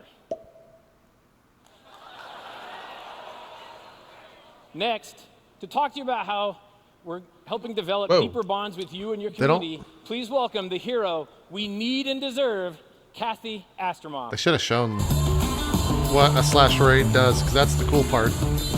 Wait. Yeah, well, I think they're about to talk about it now. Oh, right? okay. I thought he was done. You could buy a Twitch cape. I Thanks, wonder. John. Sorry you had to get up so early. Chat's at the core of community on Twitch, and it's been an integral part of the Twitch experience since day one. But bots and abuse can sometimes spoil the party. Nope, I think they're moving on. Wait, that was To it? make chat safer and more welcoming for everyone. Is this auto mod? With tools like auto mod. They're talking about features, but they're not like. They're not showing anything, yeah. 320. These are like there's barely ideas right now. Like we need subs. Remember how we were just talking about wanting complete ideas? It also takes some of the load We've off got some some of your ideas hardworking we want to share with you guys. Can we give it up for the mods? I like how they're like, we're automating the mod process. Let's give it up for the mods that are going to be replaced. Yeah. Jeez. While it's important to make chat as safe as possible, it's equally important to make it as flexible as possible. Many creators want to have more than one chat room and conversations that continue even After when this, they're showing all the videos on Twitter, tell Co. us why. We've seen are they? creators who build multi-room Yeah, we'll watch those 24/7 videos chat after they finish the grow their keynote. communities 3 times faster than those who don't. These advantages should be available to all of you and your communities without the hassle of leaving Twitch, which is why we're introducing Rooms. Rooms lets you create always-on chat groups right on Twitch, so community members can easily bond around topics they care about. And Yeah, this is the system that they had, right? Channels. I think so, yeah. Now does that exist still? Can you make like a room only for your mods? Because that's kind of cool. Because most people use Discord for that right now. But here's the weird thing. They made the chat system and then it just like disappeared. And now they're just, is this just a rebrand? I think so. Oh, you can go to sub Or chat. a room for new viewers to get acquainted. Oh, Or that's how about a new. room That's dedicated definitely to new. sharing Yeah, vintage that's actually cool. exhibit memes? It's all up to you. Okay. You Okay. can Yeah, this all is different. Go to your rooms this December. Okay. Well, For many we need viewers, to do that being $25 called sub out room. in chat or by your favorite streamer feels awesome. Right. That flash of recognition from viewers Hey makes guys, them feel like part of I the paid community. $25. So they stick around and they chat. We've seen this happen time and time again. And now we're making it easier for everyone in a channel to acknowledge the times when viewers contribute to a community. Enter rituals. That's a really weird name. yeah, we have in my channel we have something called secret combos. Oh, And the it's basically if like a bunch of emotes get I'm about put to in chat, explain it something here. happens. So I'm wondering if this is like the same system. Rituals Sounds like makes you have it to easier start it for though. you to celebrate special moments that bring your community That's together. just a weird name. Here's an It is. example. Say a viewer is checking out a new stream Join for my the first cult. time. After a minute, they'll have the choice to signal to the community that they're new to the channel. Twitch will break the ice for them in chat and help them it's feel more your welcome. It's my hello queue. It's your Yeah, hello queue. Okay. Cool. Great. Okay. All right. Well, enjoy my features, Yeah, guys. I guess Rituals you can get rid of that will one, build Co, a because vibrant Twitch just community stopped. when it launches in just a few weeks. Okay. Well, Yeah, just a few weeks. Oh like my week God. after week after week after. That is literally your Now, key system. we come to a revolutionary new way to build a thriving community around your channel.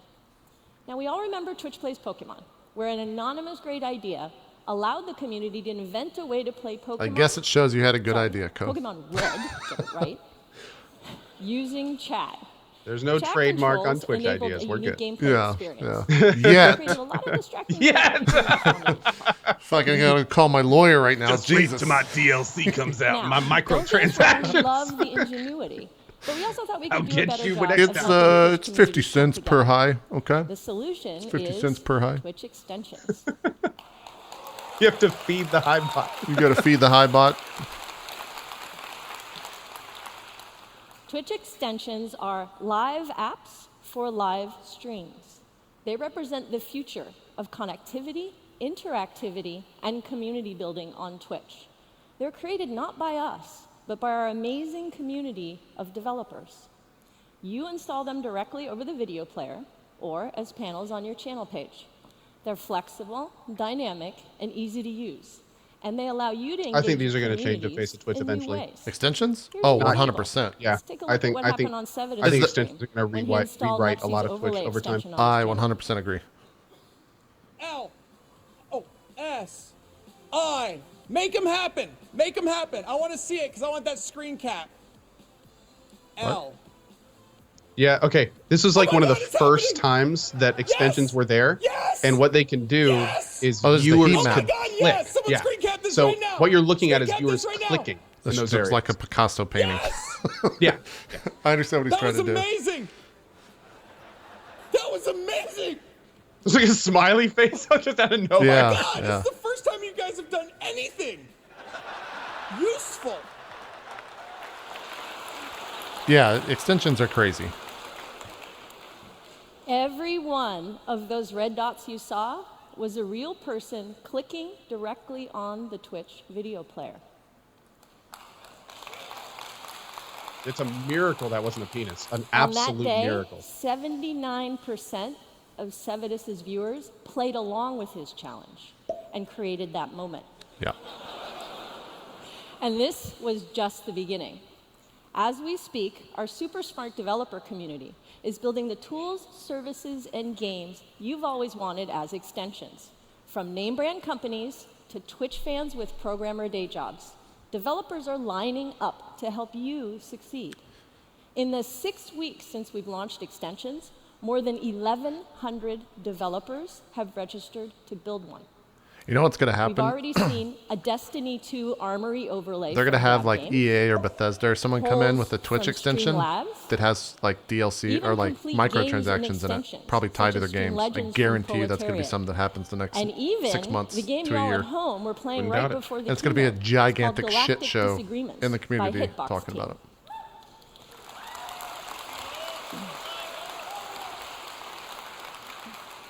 Looking ahead, by the end of the year, you'll be sharing digital items. It's with so your weird they call community themselves in Hitbox. That is extensions. just... And a that is portion of so all weird. digital items sold in extensions. they're talking about it right you here. install will Oh, I support know. your It's just channel. every time I hear that, I get a little This is confused. just Is Hitbox still the around? start I don't of a know. new and fun way for viewers to support your favorite creators. These new tools, from rooms to rituals to extensions, serve Oh, they you and renamed your themselves to communities in different ways. Smashcast. But they all share some common DNA. They Interesting started with name. you. Ah.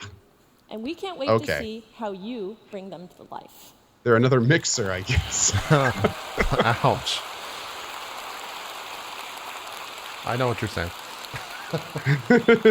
Next, we're going to hear from the guy who spends day and night thinking about how to help you make a living on Twitch. Twitch's Prime King, Ethan Evans. Oh, this guy's responsible for many This guy- salaried broadcasters. I actually, when I did the Carnegie Mellon thing, I had breakfast with this Thanks, dude. Cap. Yeah. He's It's basically the guy that incredible to see how pitched this Twitch community Prime. has grown So if you like with the that, like, number of Ethan's streamers basically and to thank for it. creators on Twitch. Just last year at TwitchCon, we announced Twitch Prime. Since that launch, Twitch Prime has brought in 50% more subs for streamers.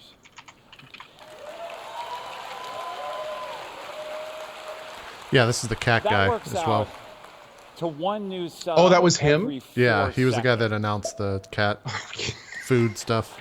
Oh, I didn't see the actual Subs video. have Just improved heard in it. other That's ways funny. as well. As Emmett mentioned, we recently introduced 2 additional tiers of subs so that your fans can support you at additional levels and give you the great support you deserve. Viewers also embraced cheering for celebrating your more spontaneous moments. And so we made them better by adding cheer modes and allowing people to cheer along with you for charity. Most exciting to me personally, with the launch of the affiliates program, we're thrilled to report that more streamers than ever are using these tools to help make a living doing what they love. Just 6 months after launch, 110,000 streamers have become Twitch affiliates. Ballsy, man. That's ballsy. What do you mean? That's a huge amount of streamers to bring under an umbrella.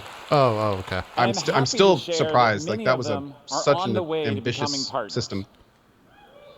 Well, I mean, how much more money did that generate for Twitch, right? Because that means that they get sub buttons, your right? Community supports you. So that's through subs, gigantic bits, or amount cheer of mode. money for Your Twitch. reactions tend to be, well, let's just look.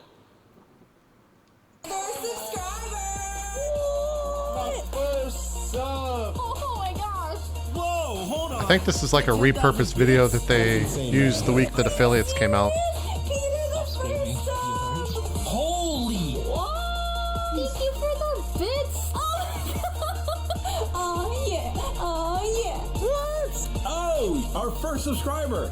Wait, you can sub now? Oh my! Mom, I'm rich.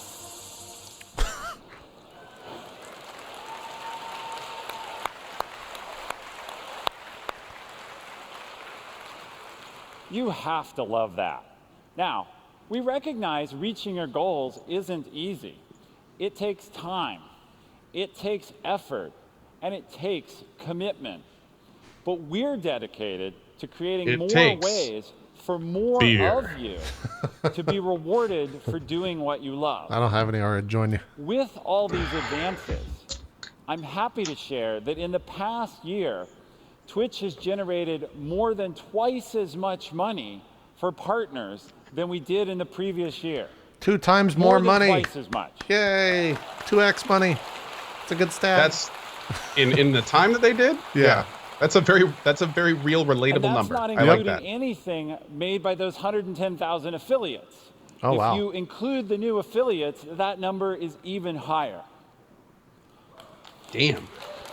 Well, you got to think about if there's 100,000, let's say, let's round down, average, affiliates. Let's assume they all get one sub. And that's than ever. Yeah. Last year, I think they said that there's 17,000 partners. 71% That's, I mean, that's more money 5 from times the number of Twitch sub than they buttons did on last Twitch. year. 71% more money on Twitch for what? Partners? Is that what they said? Yeah. Damn, dude. We also want to be transparent about the path to becoming an affiliate or a partner. And with that in mind, today we're taking another step to help every streamer reach their goals with achievement. Oh, okay. All right. I was wondering where they were going with this. Oh, really? Yeah. This is another thing I've been pitching for Achievements are years. a new way to see how you're This is a little progressing different. towards becoming an affiliate or a partner. With clear requirements right in the broadcaster dashboard. Awesome. We designed achievements by looking at successful streamers and setting you up to succeed with goals that follow their best practices. You'll unlock achievements for doing things like committing to a regular broadcast schedule, growing your community, or having an active chat. If you follow the path achievements lay before you, we absolutely guarantee we'll invite you to the affiliate or partner program. Whoa. Interesting. Yeah, this is some of the stuff that now actually, I'm gonna be honest here. The achievement ID I floated was for viewers. Right. This is And for I like to broadcasters. examine an entire system for viewer achievements. Yeah, not caster achievements. That's interesting. I wonder if they're going to go further, though. We're doubling down on I want our to see viewer mission to make achievements. sure I want to see you can achievements be for successful. them, not us. And as if that wasn't enough, I have one more thing to announce. Oh, this is the sub gifting. Once again, we look to you for inspiration. We're happy to announce we'll be bringing to life one of your most requested features. From streamers to viewers and moderators, everyone has been asking for Here it. comes. I'm excited to comes. introduce subscription gifting. Yay. Awesome. I wonder if they're going to go into details for it. 1 month only, probably, and starting in December. Do you think any tier? I think $5 only. Okay, there's going to be a lot of gifts given, I can tell. That's fantastic. Like the name literally says, subscription gifting will allow anyone on Twitch to gift subscriptions of any tier to one another. Oh, there you go. Boom. Awesome. Very awesome. Best yet, that's really good. Subscription gifting will be available in time for holiday shopping. Man, can you imagine the, someone's doing, like, any stream, right? Every hour we're going to give away a free gift subscription. More programs, or something like that. Like achievements and that's going to become a thing, without a doubt. One thing they haven't talked about is how we gift subs. Even more money to that tell I'm very interested in even doing. more stories. I hope it's also... For instance, like, I have a token store on my channel. Right. I would love to be able to let people buy subs with tokens. Totally. And chat. And moving via forward, an extension. We will continue. Better. Dude, we already have an extension in my channel. Oh, I know. That's what I'm talking about. Yeah. Yeah. Like if you just had a little checkout thing where it's like buy sub with tokens. Click it. Boom. Get one.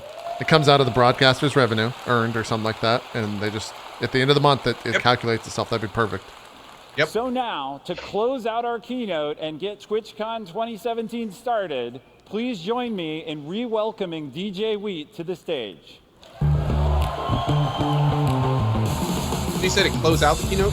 Yeah, I think this is the final thing. You're still here. Oh, look, that must be a good thing, actually. Now, thank you all for hanging around. It's almost time to properly kick things off the weekend, get things started, and unleash you onto the TwitchCon show floor. Yeah, the mic issue stopped after the Now, beginning. earlier, we talked about Scribbly and Sheriff Eli. Still kind of quiet, though. Communities and their larger-than-life personalities, and surely they've been streaming for years, right? Nope. Talented storytellers like these grew from brand new streamer to successful partner in less than a year. And I think that's incredible. It speaks to what's possible when big talent meets and is supported by this great community. And we want to see that happen even more. We're here to give you, the streamers, more than ever before, the best opportunities to make something new and wonderful on Twitch. It's the whole reason why we announced all this cool stuff for you today. And ultimately, that potential is what makes Twitch unlike anything else. This guy's hair seems like a wig. On our stage, the suspense isn't manufactured. Dude, you can, over the years, you can see Wheat just getting more and more comfortable with this. Oh, yeah, no, his hair is... It's getting to the point where you can watch this and you're just like, he's at home there. Yeah. Like, the developers. He's gotten so good at this. We are all writing this story together. And over the course of this weekend, we will be here listening to you so that by the same time next year, Twitch's community will be even bigger, even stronger, and your stories will have an even larger impact. Thank you all so much for your time, and if I do not see you around, have your best TwitchCon ever. All right. Let me go to their Twitter and pull up some of those videos. Great. Yeah, because apparently they were showing more information. What did I think? Yeah. I mean, we kind of knew everything going in there. I think you kind of nailed it when you said there's not very much substance to some of their announcements. The first one being the premiere stuff, which is what I'm looking for right now. Okay, so there's a 20-second clip on Twitter for this premiere thing, which is more that they showed in the keynote. So let me open this up. This is what this is. Is there audio here? Okay, there's no audio. So this is the premiere stuff. So you drag into the upload queue. Again, I think this is made for YouTubers.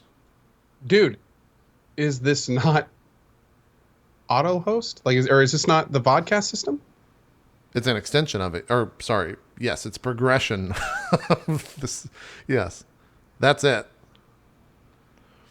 So, if you follow YouTubers, one thing that they've been doing a lot is like they'll go on to, like, perfect example is Philly D. Every day Philly D does his show at like 3 or 4 p.m. or something like that. His show being a video that he uploads to YouTube. He goes on Twitter and he says, "Okay, guys, it's coming up in 5 minutes." It's a great way to get your video on YouTube, get it trending as fast as possible, get as many views in there, and it helps the algorithm on YouTube. That's basically that, but built into Twitch. That's what they're going for here. Like, I guarantee you this was built for YouTubers to do. Because they want YouTubers to come over to the platform. They want them to launch the VOD here. I guess have it be on stream to bring in the subs. Because if it's a VOD, it's not going to be as monetized as it would be on YouTube. And then probably have that video live over there afterwards. But as someone who has never even opened the vodcasting system, is there something different between these two systems as somebody who's not familiar with it? Let's see if I can just open it right now. The difference is that you used it, right? Yeah. The difference here is that with Vodcast, you basically, it's like in the moment. So you go over, put a VOD, and hit play, right? In this, it's you go over, upload the VOD, and then schedule when you want it to go live. So you can basically say like, "Hey guys, Drop Frames going live today at 5 o'clock Eastern," and then we can do Drop Frames on a Tuesday instead of a Wednesday and have it just go live on our channel. It's basically scheduling videos is what this is, with a different name called Premieres. Which, if you think about it, for people that travel, that are going to like TwitchCon right now, they don't necessarily want to IRL stream. It's the same thing as if they were doing on YouTube, where you queue up videos to go live while you're gone. You queue up videos to go live on your stream that are actually live. Okay. I guess. I don't. They didn't actually talk about if it's a live stream or if it's a vodcast. 'Cause that's a pretty big difference. Well, I think I from the looks of it, I mean, you're uploading content, so it would have to be, I'm assuming, a podcast.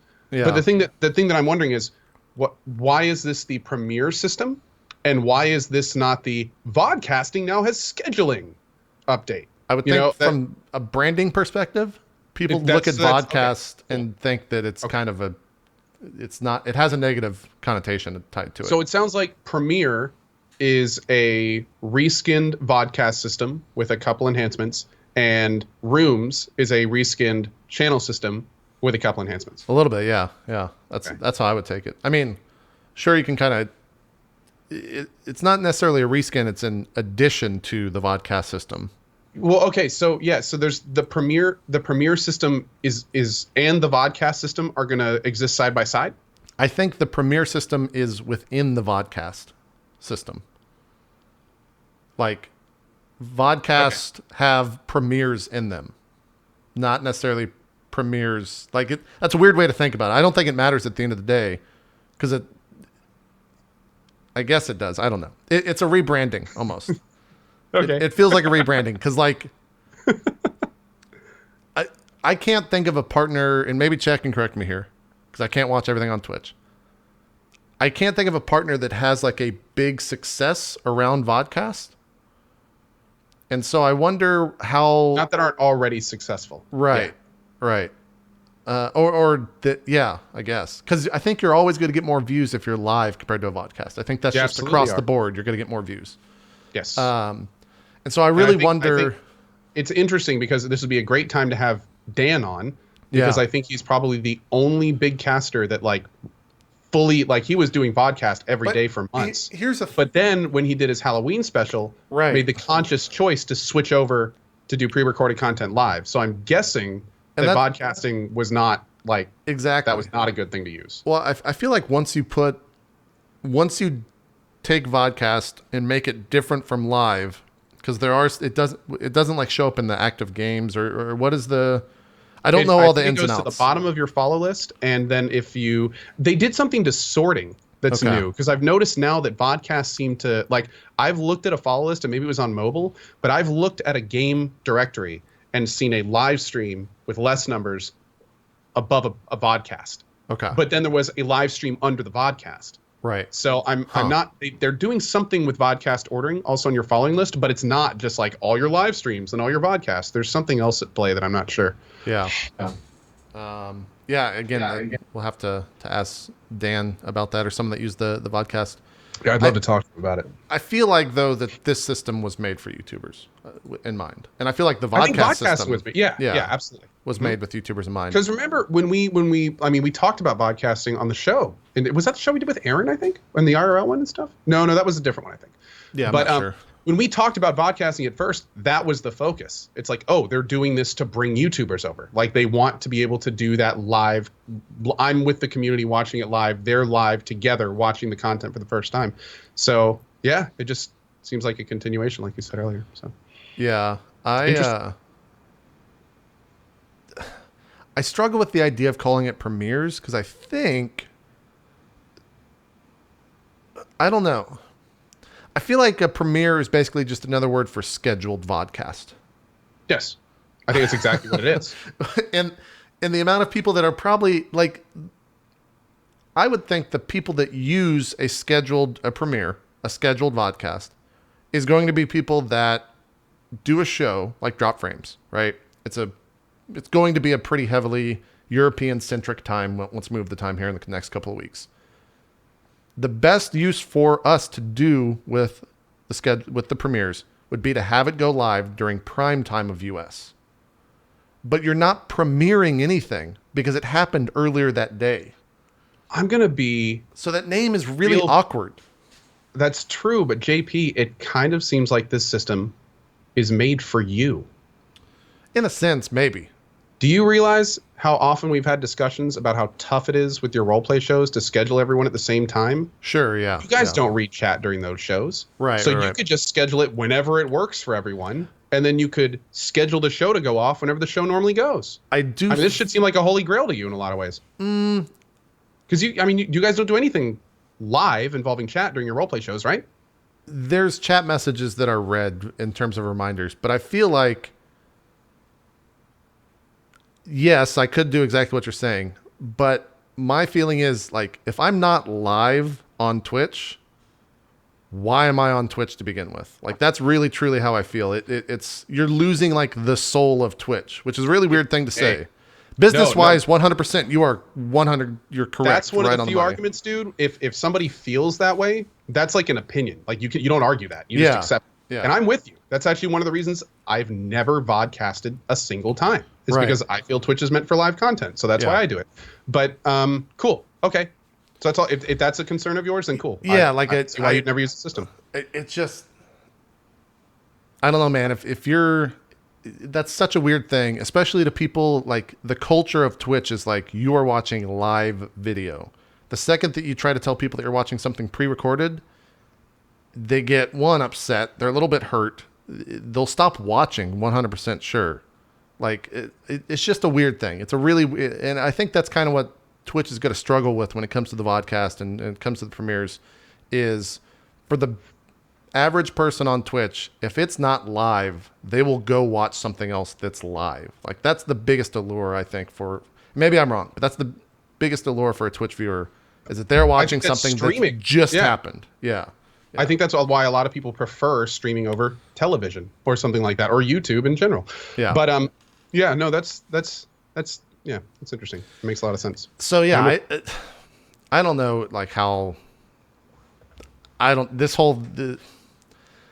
wonder who this is going to be used for. Like honestly, man, it's going to be YouTubers, I guess, but I think a lot of this may be them trying to get more hype around the vodcast system. Totally. Like now that they have, like, really, if you think about it, that little scheduling update, they could have stealth updated that. Totally, this entire Premiere system could have been implemented without anyone saying a word and no new systems. It just could have been a vodcast update.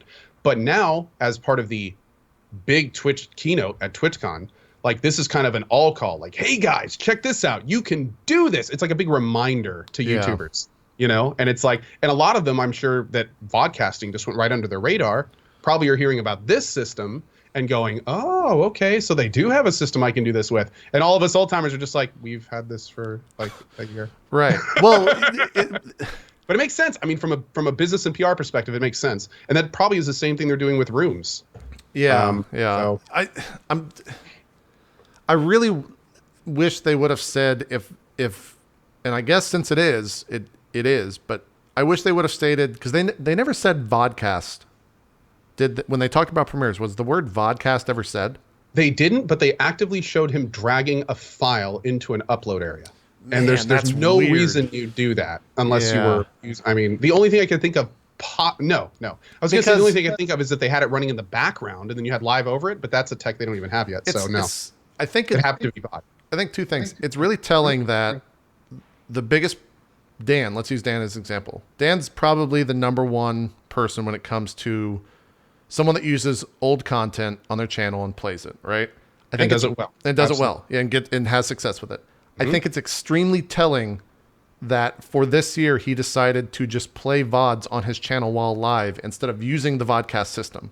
That's exactly what I was saying earlier. Yep, and I agree. And he's probably the one with the most experience with the system. Yeah. So yeah. And so with that in mind, like if premieres are under the vodcast system, I really struggle to see how someone who's not already established will benefit from this. Exactly.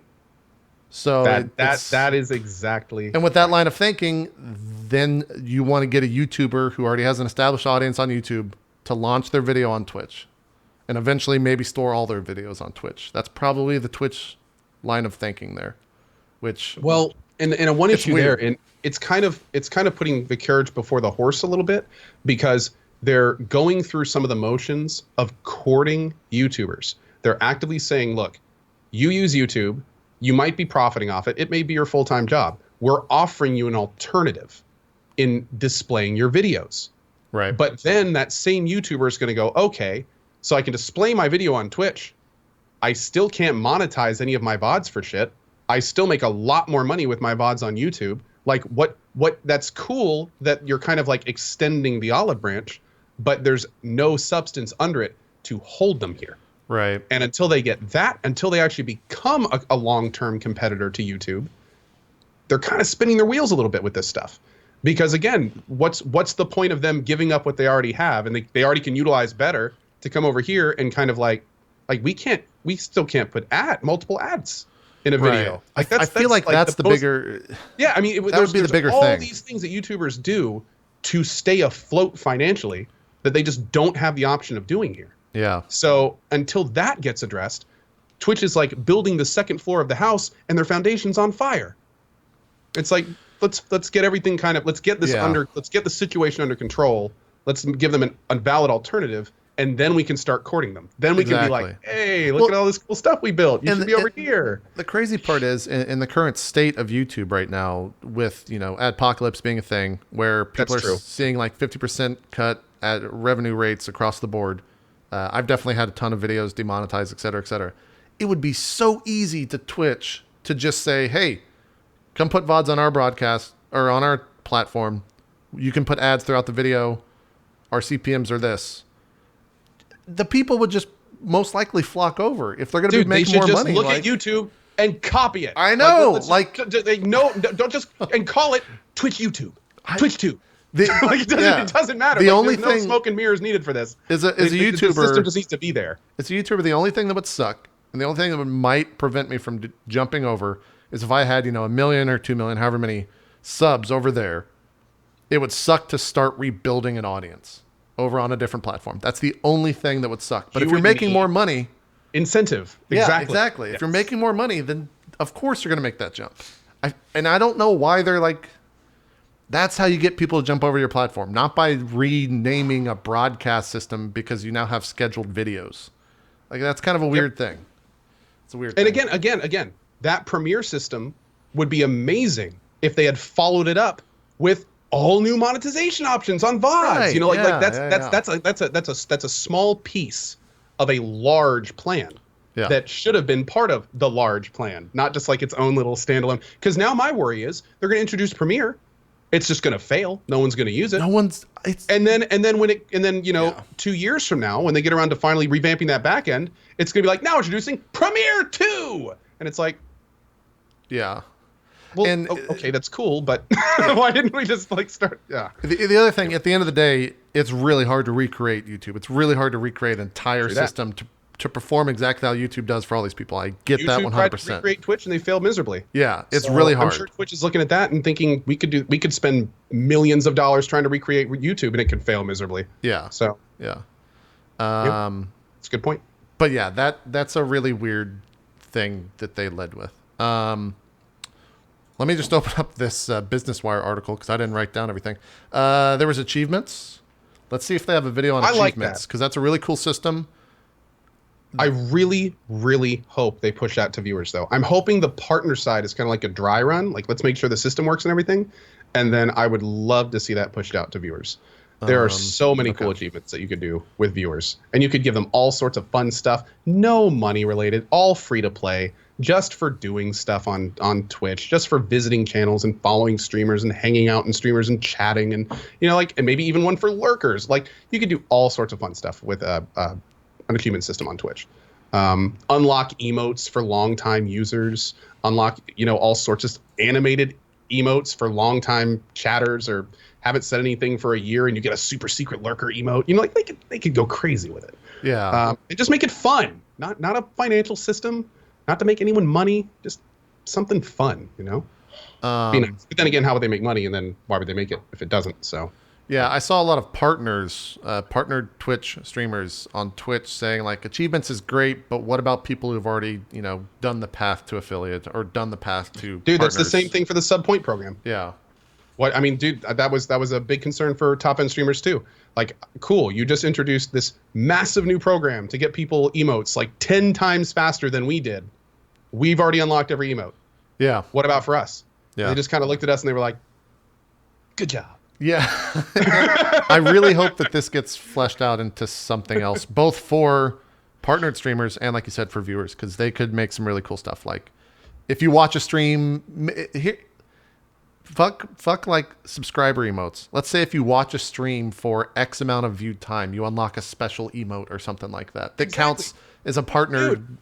Yeah, counts as one of the slots for already. Imagine if we got achievement emote slots. Yeah, that'd be great. You followed the channel for 6 months. Cool. You can now use an emote just in my channel that I That uploaded. would be great. That type of stuff should be there. That's just awesome. That's just fun, cool stuff to encourage people to hang around and interact and be fun. And there's not a penny involved, and everyone smiles. And I don't know. I like it. I think Twitch needs more stuff like that right now. Yeah. And again, Twitch wins there because if someone's watching someone for that long and they get that emote, they're probably eventually going to sub to that broadcaster. That's just kind of the general path to like spending money on a platform. Is if you get rewarded for absolutely doing nothing except spending your time there, you're gonna be interested in, well, maybe I should put some money down on this platform because fuck, I've watched this guy for 6 months straight every single day for at least 2 hours because that's what the achievement says. Here's what's even cooler, right? Make achievements give like a little tiny currency, like 20 to 100, depending on the achievement, and then you could give other people that currency. And if multiple people gave achievement currency to one person, you could buy them a sub on the channel. Yep. And boom, the community just got together and for a pittance worked to get another member in the community. And all of a sudden it's like this big group event. I mean, like, imagine that for smaller broadcasters. Like for a smaller broadcaster, if you have someone that's there every single day and he's like, hey man, sorry, I can't support, because broadcasters get that comment almost every single day. And the number one thing the broadcaster says is, what they always say usually is, dude, don't worry about not subbing. You're giving your most valuable thing. It's your time. So to be able to reward that person, and maybe that's where gifting subs come in, but to be able to reward that person through a system like what you just said would be phenomenal for partners of all sizes. That would just be fantastic. And for anyone, and for a lot of people in chat, they're like, oh, that would just lead to a lot of bots and stuff. Cool. What if the free sub they gave through achievements didn't give any money to the broadcaster? Yeah. Or the free icon or token or whatever, Absolutely. Yeah. Give them a free sub. No one gets money. Yeah. Okay. That's cool. They're a member of the community, have the gear, and can use the emotes. I think most people will be happy with that. Yeah, I would agree. Some of the achievements here, raid 5 channels, start a stream on the same, I don't know if these are, those aren't fleshed out. I'm trying to read some of these, but they're reach at least 25 concurrent, reach an average of 3 concurrent something or other. Reach at least N viewers. So I guess some of these are placeholders because they're not sure exactly what they're going to make them. And then like the path to affiliate stuff. Stream for 8 hours in the last 30 days. Reach 50 followers. Stream for 7 days. 7 unique days in the last 30 days. And reach an average of 3 concurrent viewers. Is that really what affiliate status is? Oh, there's one there. Stream every day for 4 years. Oh, cool. Oh, there is? I unlocked that 2 days ago. I see what you're saying. Stream for 2 days. Yeah, like this stuff's cool. I hope they expand on this stuff a little bit. I hope that goes all the way to the top. I hope there's achievements on that system that I don't have, and that give me a reason to work towards. And that, you know, stuff where it's like, oh, cool, you just got 1 million followers on Twitch. Awesome. You just unlocked this achievement, and we'll send you a plaque. Yeah. Like, that's what that achievement unlocks. Yep. Like, that would be, this system could be really cool if there were actually unlocks. Well, you know how on YouTube they have like the plaque system, like you just mentioned? They need to just match that for bigger broadcasters in some sense, whether it's follower, like it's 1 million followers or whatever, sub count, whatever you want. They need a match for that though. Agreed. Because that's I something... think they should implement a program that goes back to like I think people should be getting something for being a partner. Like, that's a huge deal for some people. That was a huge deal for me. Worked 6 months, like every single day to get partner. Like, that was a huge deal to me. It would have been amazing if I gotten something from Twitch. Even if it was just like a piece of paper, like, grats. You mean the little check in chat isn't good enough for you? The little purple check? That's not good? Well, these days that's pretty cool. But that wasn't around when I was... Sure. These days that is pretty cool, though, to be fair. Yeah. What else? They did the raids. Is there a video on this? Because I really want to see the specifics of this, and I don't know if there was one. Here's the thing. If I can bring up a raid window, put in a target channel, and have that page automatically load for everyone in my channel, like, that's huge. Like, this is if they actually make this raid system right, this could be massive for new users or new streamers. /raid. Oh, here we go. Okay. Fell stream. So it's just like host. Ammunition is raiding Fellstream.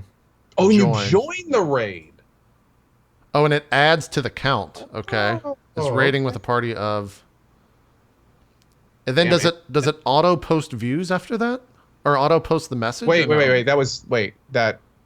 on. The numbers completely We need a off. lot more information than this. Yeah, so I don't know if that automatically brings viewers over. What? No, you can't try them today. They're not live, is it? Let's see if I can raid someone. Raid CohhCarnage.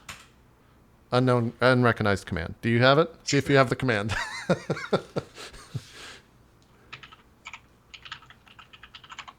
Nope. You do not have permission to perform that action. Oh. See, I don't... Mine just says unrecognized.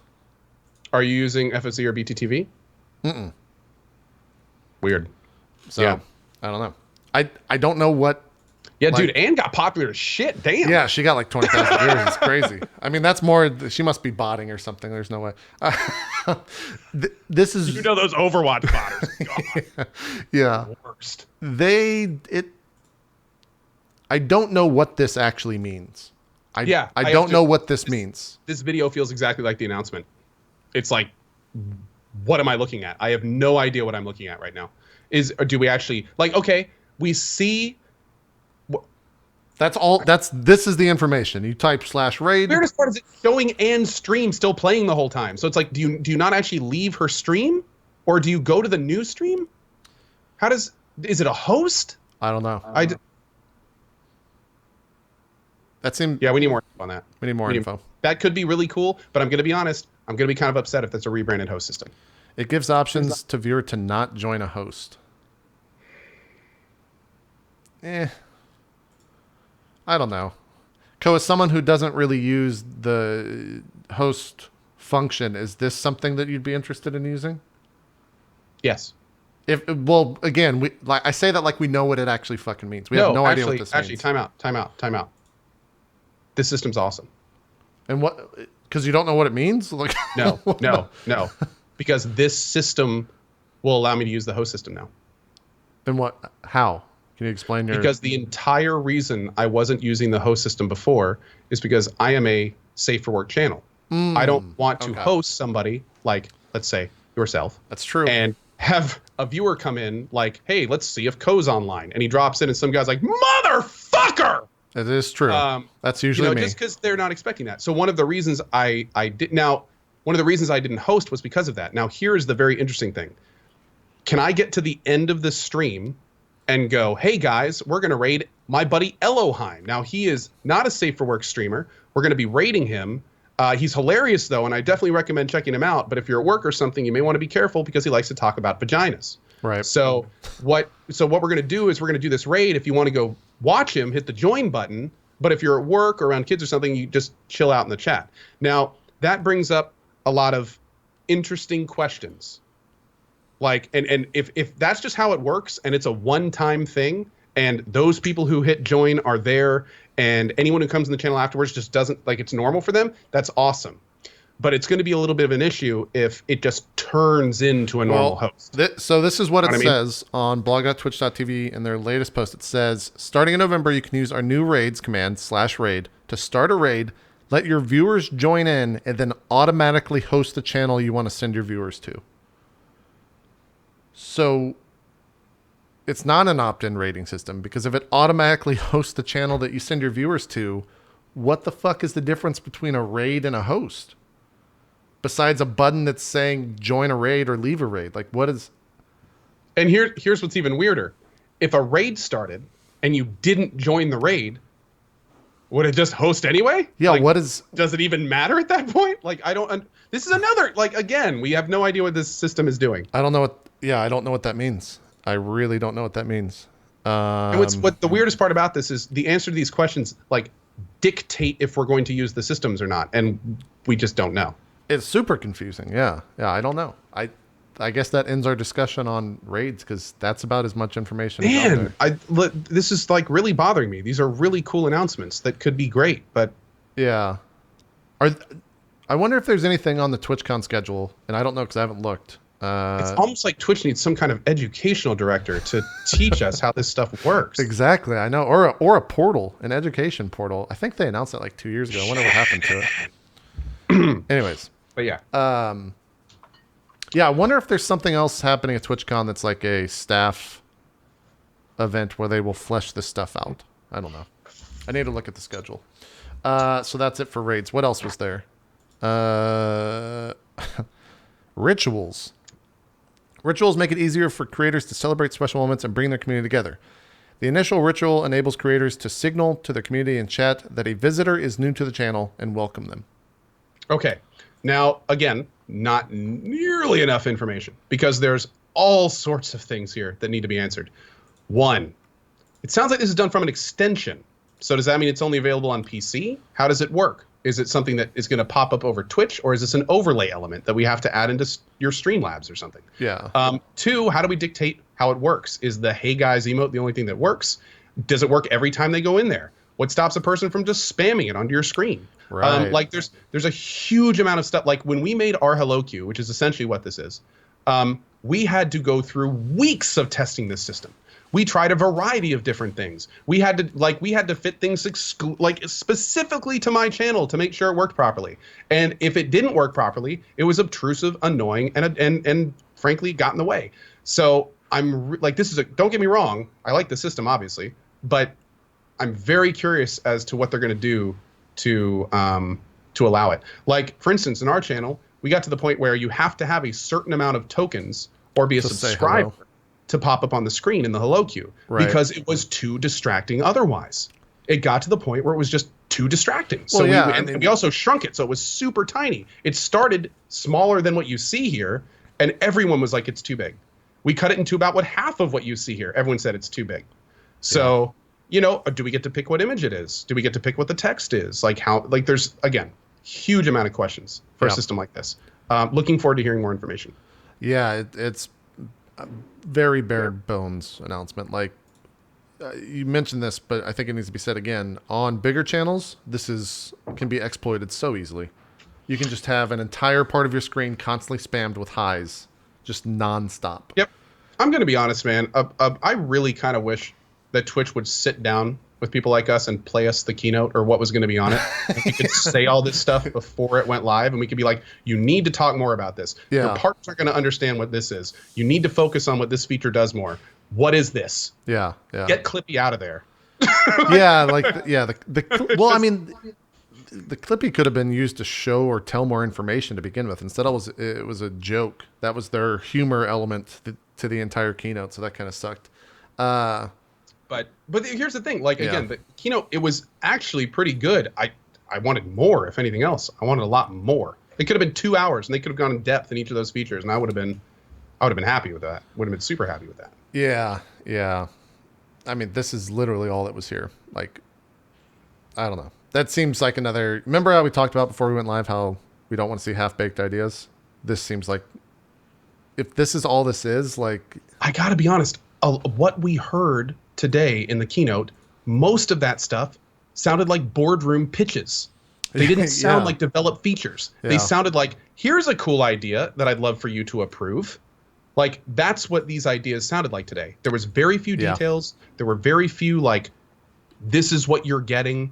It sounded like we were listening to ideas being pitched to us, which is okay, of course. I mean, the earlier we know about this stuff, the better. But just like you said, this is definitely a platform where you want to be really putting your best foot forward. You want to be showing completed stuff. You want to be showing the goods. Well, you don't want to be showing the roadmap. You want to be showing like, hey, boom, here it is. Kind of like they did with the Prime subs. Exactly. Like, of all the places where because I understand that for people that are new to Twitch or an event that's like E3, you don't go to E3 and announce a very specific thing that's only going to mean something to people that are already on your platform. You go to the event that you put on yourself for people for your platform called TwitchCon. That's where you go really hard and in depth on this stuff. And this was like so topical throughout everything. This is the new room stuff, which is an expansion on something they already announced. The mod room's pretty cool. Yeah, but again... But everyone already has those. Everyone already uses Discord for this. That's one of the main reasons that, or whatever whatever platform, Slack, Discord, the Twitch app, which one, they all serve this purpose already. Also, well, this brings up the really interesting question. Like, if I have one of these rooms up, does that mean I'm losing chat real estate? I think so, yeah. Because if you click room right here, you change it. See, it says no rooms yet. Oh yeah, look you at have that. to go in between the two. They should be. You should be able to split the chat into 2 different segments.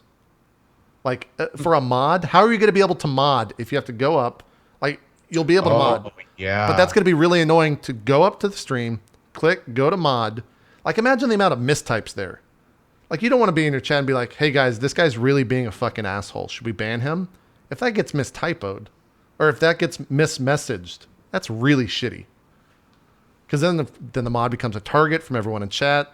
The person being banned becomes an even bigger target for everyone in chat. Like, this needs to be a little bit different. It needs to be tweaked a little bit. It's got to have multiple windows or split that. I kind of just wish they put the main chat on a filter. What do you mean? So viewers could just filter their own chat. Oh. So it's like, cool, you press a button, great. Now I want to see what the mods say. Oh, I want my own sub only? Click, cool, local sub on. I mean, you can already do this stuff with BTTV and FFZ. Yeah. So, I mean, it just, I don't know. Rooms, especially with Twitch buying Curse and now having the Twitch app for external chat rooms, this seems like an unnecessary step. Right. But then again, like this could be interesting. If those rooms could sync with the Twitch app, which would then sync with your phone, so you could have like multiple chat rooms that travel around everywhere with you. That could be cool. Does it actually do that? I strongly doubt it. Yeah. But that could make that very cool. Yeah. And Twitch obviously owns all those systems, so they could if they wanted to. But yeah, I don't know, man. It seems like we already have so many different options to go for chat. The last thing we need is more places to go for chat. So here's a question: as someone who doesn't use, and maybe chat's the one that answers this, not you, that doesn't use Better Twitch TV. Can't you already make Better Twitch TV go subscriber only, or see subscriber only comments, or see mod only comments? Is that something that you can do? Okay. /local sub. You can do that in FFC too. Okay. That's kind of I don't know if you needed to go this far. It's kind of shitty. What'd you read? Some tweets from some people at TwitchCon. Oh, gotcha. We'll get to that maybe another day. Maybe not. Yeah, maybe not today. Yeah. Yeah. So it just seems kind of like I don't know. It needs a little bit more to it. I just wish there was a little bit more here. Kind of like everything you just said. Yeah. So that's the room stuff. What else was there? Subscription gifting. It's great. That's awesome. That is the announcement. It's the announcement at TwitchCon. That is the announcement. Yeah. Yep. Especially across all tiers, dude. That's huge. And again, I got to say though, wanting more information seems to be a theme this TwitchCon. I need to know how I can deal with those. Exactly. I need to know, can I just gift subs to as many people I want? Do I have to put my credit card in every time? Is it a fluid process? I want to be able to right-click on a name right now. I want to be able to click on Vasi1984. And just I sub want them. one of the buttons right there to be a little icon of an S. And when I click that button, then it says Vasi1984 has subbed to the channel. Thank you, CohhCarnage, for getting his sub. Yeah. That's all I want. And I want It's gotta be everyone that in easy. chat to be able to do that to other people. I also That's it. want subs to be able to be purchased with bits. Because and that seems a little bit reductive, because why would you buy bits if you can't buy a sub? You can earn bits through ads, so you should be able to buy a sub through that. We got to chat about this for a second. What's that? Something else? Some not this whole for this weekend only cheering on Twitch that's channel right. donates to charity. Okay, let me just make this absolutely clear. The premise is that you buy bits from Twitch, paying up to 30% premium on bits, so you are giving Twitch profit. You then take a portion of what you just gave them, you give it back to them, and they take the smaller portion and then give that to charity. So if I'm thinking about this properly, if you just would have bypassed the whole bit system, just donated straight, then right? you would have given more money to charity. Yeah, they should have fleshed that out. That deserved a asterisk comment next to it. If they would have said... Here's the thing. That wouldn't bother me in the slightest. If it was all money going. If it wasn't restricted to Twitch channels. Oh, okay, yeah, that's true. Yeah. If it wasn't restricted to Twitch channels, all of a sudden they're benefiting every single partner across the platform. Well, not only that, if they were also come out and say that Twitch is not taking any of this money... Yeah, or that would also even help. better, even better, any amount of bits given to Twitch, we will also give the overhead you paid for the bits to charity as well. I didn't even think of that, because no matter what, Twitch is going to make money. Paying Twitch to give to charity. Yeah. I mean, again, I'm hoping I'm just not seeing this right, because that seems ridiculous. Or if you buy bits, that Twitch matches that money or something to charity. Like, that would have been a better program. Well, okay. Well, there's one small thing we didn't consider here. You can get bits for watching ads. Only in North America, though. That's a stip. And they did recently turn that back on. Yeah, yeah. So, I guess in that case, you would be giving free money to that. But I don't know. It just seems weird. It does seem weird. I mean, for someone who has no idea what any of those programs are, and the first thing they see, they go to buy bits because we're going to give some money to charity. They realize that right from the get-go that $1 of bits, or sorry, to get $1 of bits, it's like $1.40 or something like that, or $140, whatever the split is. They see that right off the bat. They're going to think, well, why am I buying this, giving Twitch money, and then giving a Twitch? It just seems weird, man. It just seems really weird. Like, you freaked out and noticed it right when it happened. It took me a second, but yeah, That seems weird. And what's even weirder is it's like you're not unlocking emotes. Twitch isn't matching it. Like, there's no reason to go the bit route over just giving to charity. There's no incentive outside of just doing it. And what's even weirder is, like, Twitch made the cheering system to benefit casters, and this is directly cannibalizing their own system. So they're literally going, we're incentivizing, we're telling you, do not use these on our casters. Do not go to casters and spend this, because then you're not giving to charity. Yeah. And frankly, what kind of monster are you? Right. That's insinuated for sure. That is a little bit So weird. it's just weird. It's just weird. It's real weird. I don't know. I think I'm missing something. I really do. Or maybe something wasn't mentioned, or I don't know. Well, it was they gave a sentence to it in the keynote. There should have been like a second sentence detailing what the specifics of that are, or have fucking Clippy do it in the bottom instead of making a stupid joke. Have her explain what that means real quick and then jump back down. That seems really rough for sure. Along the lines of bits, it's really weird that there was no announcements regarding bits or a continuation of that platform or cheering in general, something added to the cheering platform or the bits. There's nothing. They didn't mention it at all, except for the fact that you can give Twitch money that then you can donate to charity. Like, that's it. There was nothing. I still remember that show we did with Bobby about the bit system, and there is a significant portion of that cast that still needs to happen. Just throwing that out there. Yeah, like a lot of the issues we raised in that cast over a year ago now are exactly where they were today as they were then. To be fair, they made progress on it, a lot of progress, but it is certainly not to the point that we were hoping I think it would be at by now. Yeah. But I will say, like, the recent cheers and the top cheer pinning, and like, let's give credit where it's due. They've worked on the system, but it's still not quite realized yet, I don't think. Yeah.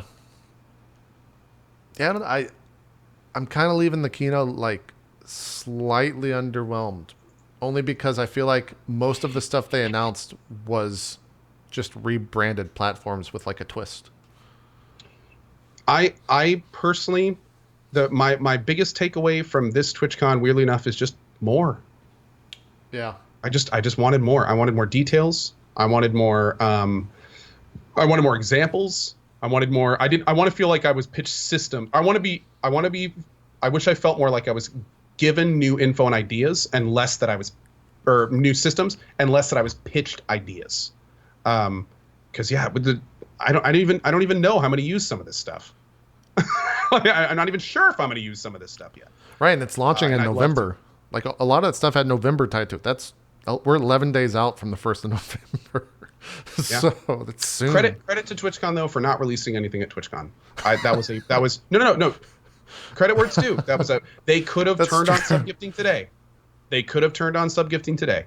And they got the feedback from all the people last year before, where they were like, "This Prime thing drove us crazy. We are pissed. Do not do this again." Yeah. And they didn't do it this year. That is true. That is true. I see what you're saying. Gotta give credit where it's due, man. Absolutely. There was one other thing here that was in the press. Shout out to the PR team for really just making sure everything was out there before the actual event started. That was great. That was real good. I like that little cherry on PR top. team knocked it out of the park. They knocked it out of the park. Brought it back in the park, knocked it out again. we were so informed going into that keynote. We literally knew everything. That's great PR. One of the things that's in the PR is the in-extension purchases, which we were talking a little bit about. The businesswire.com, which I think is just the press release, says that it enables partners and affiliates to earn revenue from developer-created digital items that viewers buy within extensions. And the beta is coming out in November 2017. How do you feel about that? That is going to be interesting to watch. I think that they're going to have an exceptionally difficult time establishing value. I think getting people to spend money on that platform and feel like it was money well spent is going to be tough. That being said, I don't think it's impossible. I think it's going to take some really creative thinking.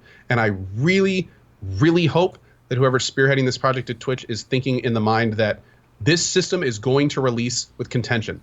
This system, especially with all the stuff with microtransactions and games, it's going to release with a huge cloud of doubt around it. And it is 100%. Their job, as the fabricator of the system, it is their job to counter that in some way. I wish I had advice to give them. Yeah. But if they just kind of like plop this system out there, it's going to get reamed. A shitstorm. I mean, it is going to be a shitstorm. Here's a perfect. Go look at what happened to Shadow of Mordor the past 3 weeks. Go look at what happened to Forza 7 with their loot boxes. Go look what happened to EA this past week with them and that whole patent thing that came out. Like, that type of hate and vitriol is going to be targeted on Twitch the second that this stuff comes out. They are standing in front of the snowball that has been rolling down the hill for like a month now. Yeah. And it's right in front of them, and it's huge. And it's like they're going to have to figure out how to do this. And it sucks for them. Don't get me wrong. They're going to have to work harder because other people have messed up the image behind what they're trying to do. Yeah. But that being said, like I think they can do it. I hope they can do it. I really hope they're pinging partners for tips and things that they could suggest to them, because I think that could really help. Well, all they got to do is go open those threads and just see what everyone's saying and take that and make sure we don't do that. Make sure we don't fuck that up. Like, there's a lot of good feedback. Granted, it's probably with a billion F words and other fine words that you don't want to have in feedback. But from an outside perspective, though, that little example of feeding a virtual cat, that's like the worst. That's like a scary example. That's like a worst case example. They could have picked a lot of better things, because the idea of buying food for a virtual pet, that in itself is a red flag for most people. Yeah. So I don't know, man. Yeah, we're really gonna have to see here. Yeah. We're really gonna have to see, because I just right now I'm okay. Ko, say one thing that you would buy through an extension that you feel is worth the money. I can't think of anything. A sub with tokens. No, with tokens. You can do that through my profile. Yeah, exactly. That's what I'm saying. I'm wrestling thinking of a single thing I would want to. Chat, what are we thinking here? What about like a chat badge? Horse armor. Never mind. That's it. Done. Oh, horse armor's done? I would buy horse armor through an extension. Absolutely. If it was gold and I could put it on any of my horse, it was permanent, no question. $5 in the drain. Thank you. Thank you, guys. We needed one good example, and we got it. I appreciate that. What if you could buy emotes or like badges or something like that through developer stuff? Would that be something that'd be interesting? Now I will say this. If you want to talk about spending money for fun with just like, I'm just going to do this for fun kind of thing, they could do a power-up or buff system. So you could spend $1.99 to have the golden kappa for a week. Oh, okay. You could be like a power user? You could do a 99-cent thing to change your turbo icon to some unique thing. And again, this is for people that literally just have money and they're like, what should I do today? Here's a lighter. Here's money. Oh, right. Here we go. It's for that kind of thing. Like, maybe there's something out there they could do for just 100% waste money flavor. Yeah. But I'm having trouble thinking of anything that's value oriented. The thing is, that's the big thing. They could do all sorts of weird little cosmetic stuff. And you can see chat's reaction right now is a perfect example of why even that would be true. Here's the biggest thing. But I think people would pay $2 for the golden kappa for a week. Yeah, I do. I think people would pay for that. The biggest thing is, not a lot, but they're not. Yeah, it's the biggest thing about all of this is no matter what Twitch decides to put in these extensions, these I don't even know what the fuck to call them. These like purchasable extension items, whatever, digital items, I think is what they're calling them. PEIs. Yeah, whatever you put in there, they 100% have to make sure that they're not taking away anything from anywhere else on the site that's already free.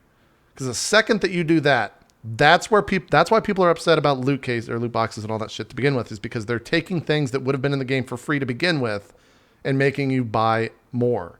The second that Twitch does something like that, that's when shit will really hit the fan. And I hope to God that they never do that. Because that's the big deal, right? As long people can bitch all they want about buying cat items in extension, but the bottom line is you don't have to.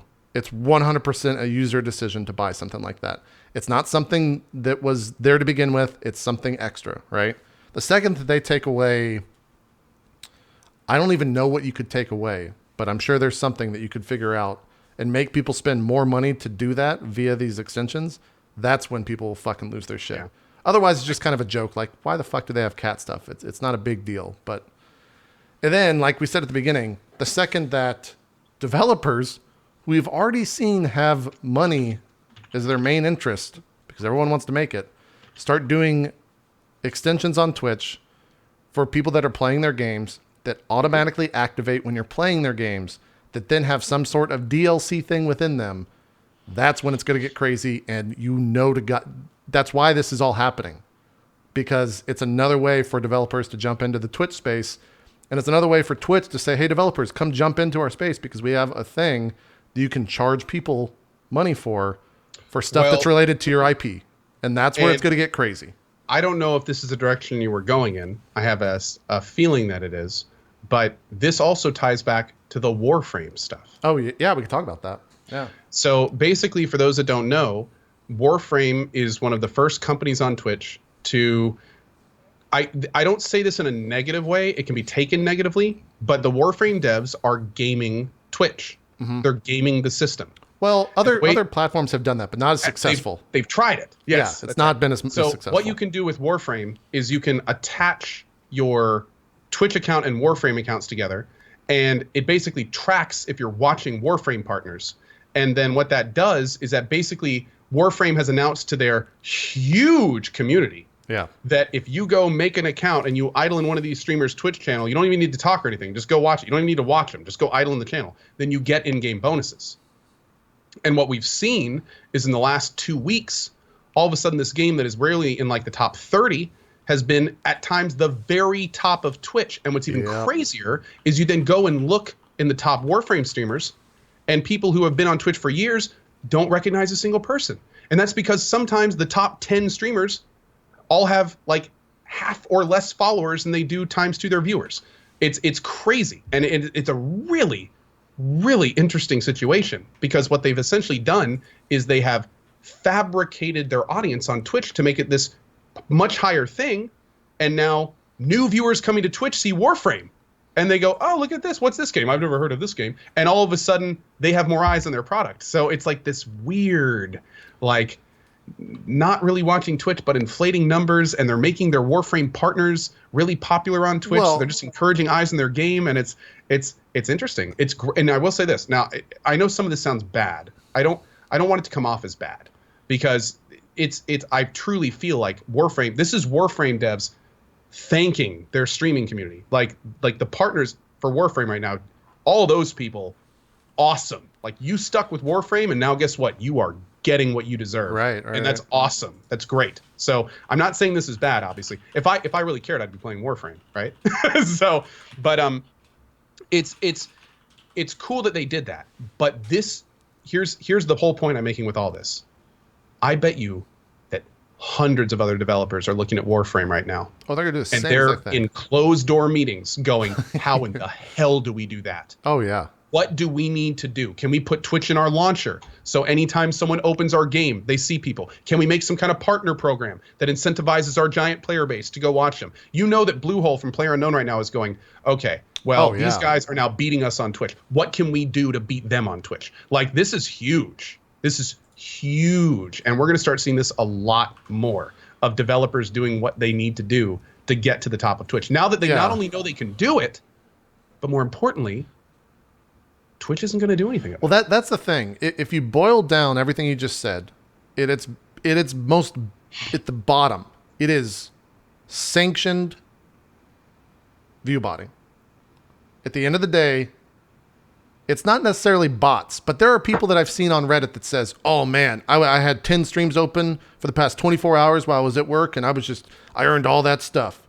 It's like the extremes are sanctioned viewbotting, without a doubt. I'm not saying that's a bad thing. We have to be careful. We have to be careful.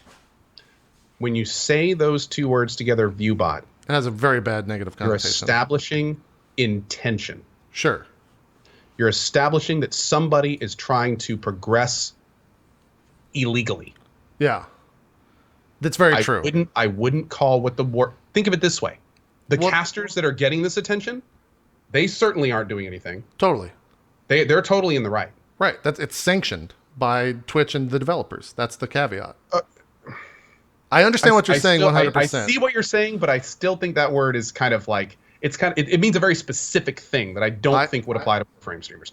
But I see what you're saying. Yeah. I see what you're saying. It is sanctioned number inflation of users that would not normally be there to watch the stream. Would you go with sanctioned lurking? Yes, I would. I would. I mean, lurking's not a bad thing. It is but encouraged and sanctioned lurking. Okay. Because the people going to these streams are going there with intent. They're doing it on their own accord, and they are actual people. Yeah. So it's not like it's an army of fake accounts. Sure, I think that's an important distinction.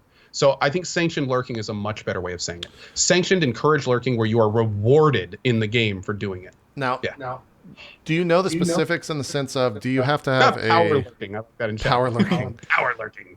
Do you have to have I'm getting some echoes, so I apologize for that. There we go. Do you have to have an account that then you tie your Warframe account to? Can you tie multiple accounts to it? Like, I don't know. To be honest, I don't know the details. I don't either. I know a very basic, like I basically had a Warframe streamer like briefly explain the situation to me, and that's what I just said. Okay. So watch one consecutive hour of Warframe streams and be rewarded with an exclusive landing craft wisp decoration. One per account. Okay. And it's also for a limited time, keep in mind. This isn't like some grand scale, like now on, watch Warframe streamers. It is a limited time thing, which is going to be interesting because a lot of these Warframe streamers have gotten literally thousands of new subs over the last couple weeks. We're talking people, I think I heard one streamer say like, I had 250 subs before this and I'm just about to hit 2K. Like, these guys are in for one of the biggest like ever. It's going to be but yeah, it's gonna be it's gonna be interesting. So I'm reading through this FAQ. Oh, go ahead. I have lots of beer. Do I need anything specific to receive Twitch drops? When Twitch drops criteria have been met, example, watching 60 cumulative minutes of Warframe streams while logged into a Twitch account that is linked to your Warframe account, you must simply be watching at any moment the drop occurs in order to receive it. Man, that's like riding for me. It's like riding the line of like, do I like this or do I not like this? Because it basically encourages opening up as many streams as possible, leaving those streams on 24 hours a day, and just reaping the benefits. And everyone wins from that. No one necessarily loses, except the other developers who maybe drop a slot on the Twitch directory, which is a giant platform for getting your name out there, getting your game out there and everything. So I don't know. If this becomes the norm, Twitch is going to be real fucking weird in a year. Yeah, that's the biggest thing. It's going to be really weird to see if how many, like your position on the global Twitch rankings is more dependent on the size of your player base than it is the size of people interested in your product. Excuse me, interested in watching your product on Twitch. Because I guess your player base and interest would be kind of parallel. But you know what I'm saying. Like people that have no interest in Twitch being there could be influenced by just how many people play the game. Here's what's even crazier. If devs don't do that, they're stupid. Right. No, it's 100%. So it's like, it's the kind of thing where if we don't see this moving forward, then we have a lot of very slow development companies out there because it's brilliant and there's no reason not to do it. And Twitch, and in fact, people have been saying in chat, apparently during Twitch Dev yesterday, they were talking about Warframe and everything. So apparently it's not only sanctioned, but like they're pushing it, which is like, should be even more of a wake-up call to devs. Here's the other thing. Money, 100, I have no idea if this is true or not, but 100% exchange hands between this. This is not something where Twitch is like, hey guys, we're going to let you do this for free. This is a thing, hey, if you pay us this much, we'd love to work with you and have you have this system on our platform. It is 100% a way for Twitch to make money off of developers in this sense. They could. Yes. If they're not charging for this, then what the fuck are you doing? It's a possibility. It's 100% that they're not doing this for free. Unless you go with the idea of like, well, if we get more viewers on our platform, then that raises all of our stats, and then we can go to advertisers and say we have this many. Like, that's I don't know, man. It's a weird thing. It's a really weird thing to think about. It's this last, like, ever since, I'd say it's really interesting because the time that I started streaming, I've basically in my 4+ years on Twitch, I've seen the company drastically change. Not only in terms of what their goals are, but also in terms of how they function. And seeing this kind of like shotgun development that's been happening over the last year and a half, where it's like they're just developing things to try stuff and they're just doing things to see if it works. Man, it is a crazy time to be a Twitch user. Yeah, a viewer or a streamer. Like it is it is so gray ahead of us right now. There's so many different directions we could go, and there are no brekes on this train. Yeah. It's only going to get crazier for sure. It's only going to change more. A couple years ago, before Twitch got bought, I felt like there were times that we could, and we've actually talked about this, times that we could kind of call what Twitch was going to do. Like they were somewhat consistent in terms of kind of how they operated. And it's like now these days, they're just like, they're everywhere. Right. They're like a hydra. You know, it's like you never know which head is the one in control, and they're all just like going different ways. Totally. It's wild, man. It's wild. It's fun, but it's wild. Someone brought up a good point that a lot of this is just in reaction to what a lot of their competitors are doing. Not necessarily YouTube Live, but talking about people in like the Asian markets, or the Asia markets rather, where a lot of the stuff already exists over there. and we've talked about that before, where a lot of the stuff that Twitch does, I guess the biggest one probably being the eating streams, is something that already existed on another platform, is super successful over there. IRL too. IRL too, yeah, is an extension of that, without a doubt. And now we're feeling the effects of that just recently. Right, yeah. Which is I like that. Flash. I like that there was a clip of us saying, "Oh yeah, no, that's totally going to be a thing in the future." Then it happened like 2 weeks later, which is great. Yeah, that was cool. unfortunately one of those things that I wish we didn't call. Yeah. It's like that was one of those like, oh man, I hope this doesn't happen.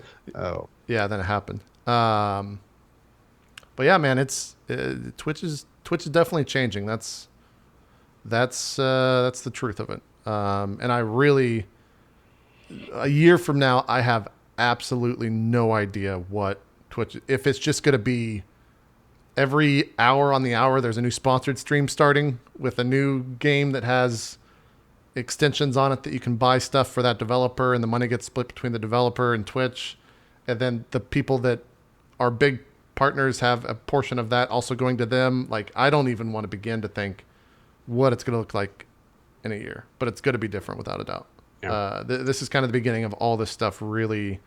For sure. We mentioned that extension's probably one of the biggest thing that Twitch has done for the platform to change it. And it's also one of those things where it could go really bad really quickly for a viewer experience. Here's what's even crazier, dude.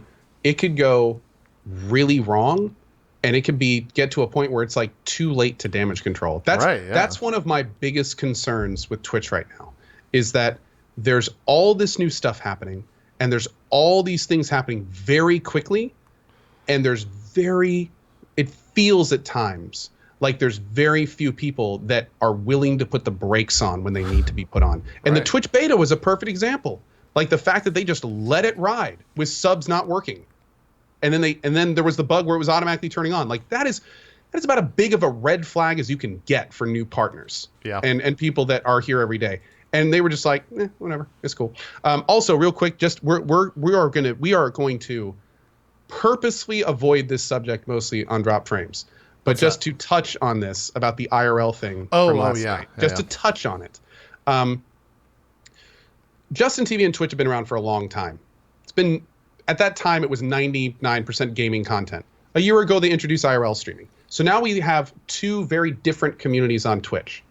So what happened was that at the Twitch party, IRL streamers came to the Twitch party. Now, traditionally, and I can tell you this as somebody who's gone to most of them in the past, you never had to worry about a streamer at a Twitch party. In fact, they were seen as kind of sanctuaries. You could go to these parties, you could relatively get drunk, you didn't really have to worry about who you talked to, you could just have fun and it was cool. Well, what happened was last night at the Twitch party, basically there were many IRL streamers, and they were it was the first time a mix happened. And here's the thing: between the two, there's one line in this entire drama and all the argument. There's only one question that has to be asked, and it is: should people allowed to be streamed in IRL if they don't want to be? If somebody says, "I don't want to be in an IRL stream," should an IRL streamer be able to walk up to them, point their camera at them, and then have them on their stream? Right. Almost every modicum of drama that has arisen over last night and today has revolved around that question. Right. Should I be allowed to walk into the Twitch party and just take my IRL camera and stream around everywhere I want? Now, if you're like me, you would just immediately say, no, of course not. In fact, shouldn't every IRL streamer ask every single person they put on their stream if it's okay for them to be on it? That's how I think it is. But then again, I'm not an IRL streamer, so I don't know how feasible that is. Exactly. But the point is that a bunch of contention happened because some very popular Twitch streamers started aggressively tweeting, WTF are these IRL streamers doing at my fun party? Like now basically, instead of having to just get drunk and have fun with my friends, I have to look around and make sure I'm not being recorded. This sucks. And then of course a bunch of IRL streamers responded to that. And then a bunch of Twitch streamers responded to that. And then a bunch of IRL streamers started calling the Twitch streamers dumb. And then the Twitch streamers told IRL streamers to get actual content. And it just spiraled, man. firestorm of basically people picking sides and going crazy. Now, if you're like me, if you're like JP, if you're like Zeke, dude, we don't care. You do you, we'll do us. The world keeps turning, whatever. It's not our place to tell you what to do and whatever. And if we, seriously, I think we're the kind of people where if we're at a party and someone brought a camera up to us, we would just go, hey, dude, appreciate if you don't record me. I'm drinking with my friends. Thanks. And most likely that person's going to go, okay, and go record somewhere else. Right. Cool. But the issue I think a lot of people got into is there's this really interesting line of being a Twitch streamer and then not expecting to be streamed on an IRL stream. And there are a lot of people that have this disassociation where it's like, oh, well, if you're a Twitch streamer, you shouldn't care about being streamed on IRL streams because you're a Twitch. It's a Twitch party. Right. So of course you should plan to be streamed on IRL. It's a Twitch party. And I think a lot of people don't understand that IRL was never a thing on Twitch until last year. There have been many, many, many Twitch parties that have never had an IRL streamer at them. So for most of us, it was a brand new thing. But for the audience of IRL, this was nothing new. So they're looking at the Twitch streamers going, what are these dinguses talking about? We've been watching IRL streams for years. These things are hilarious. We love them, and they're the best, and they're so much better than gaming streams. And gamers are going, what is going on here? Right, yeah, it's like, a clash I of two did not worlds. sign up for this.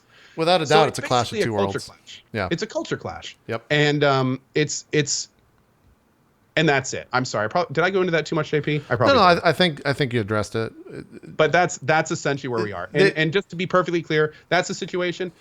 We don't have a lot to say about it. Y'all know about it as much as we do, and we're not IRL streamers. So right, we don't know that world at all. I think kind of one of the other big issues with it is the idea that Twitch wasn't very open about if you could or couldn't stream, and then when it became an issue, Twitch opted to go on one side and say you can't do this anymore, and when they didn't stop, then they got kicked out.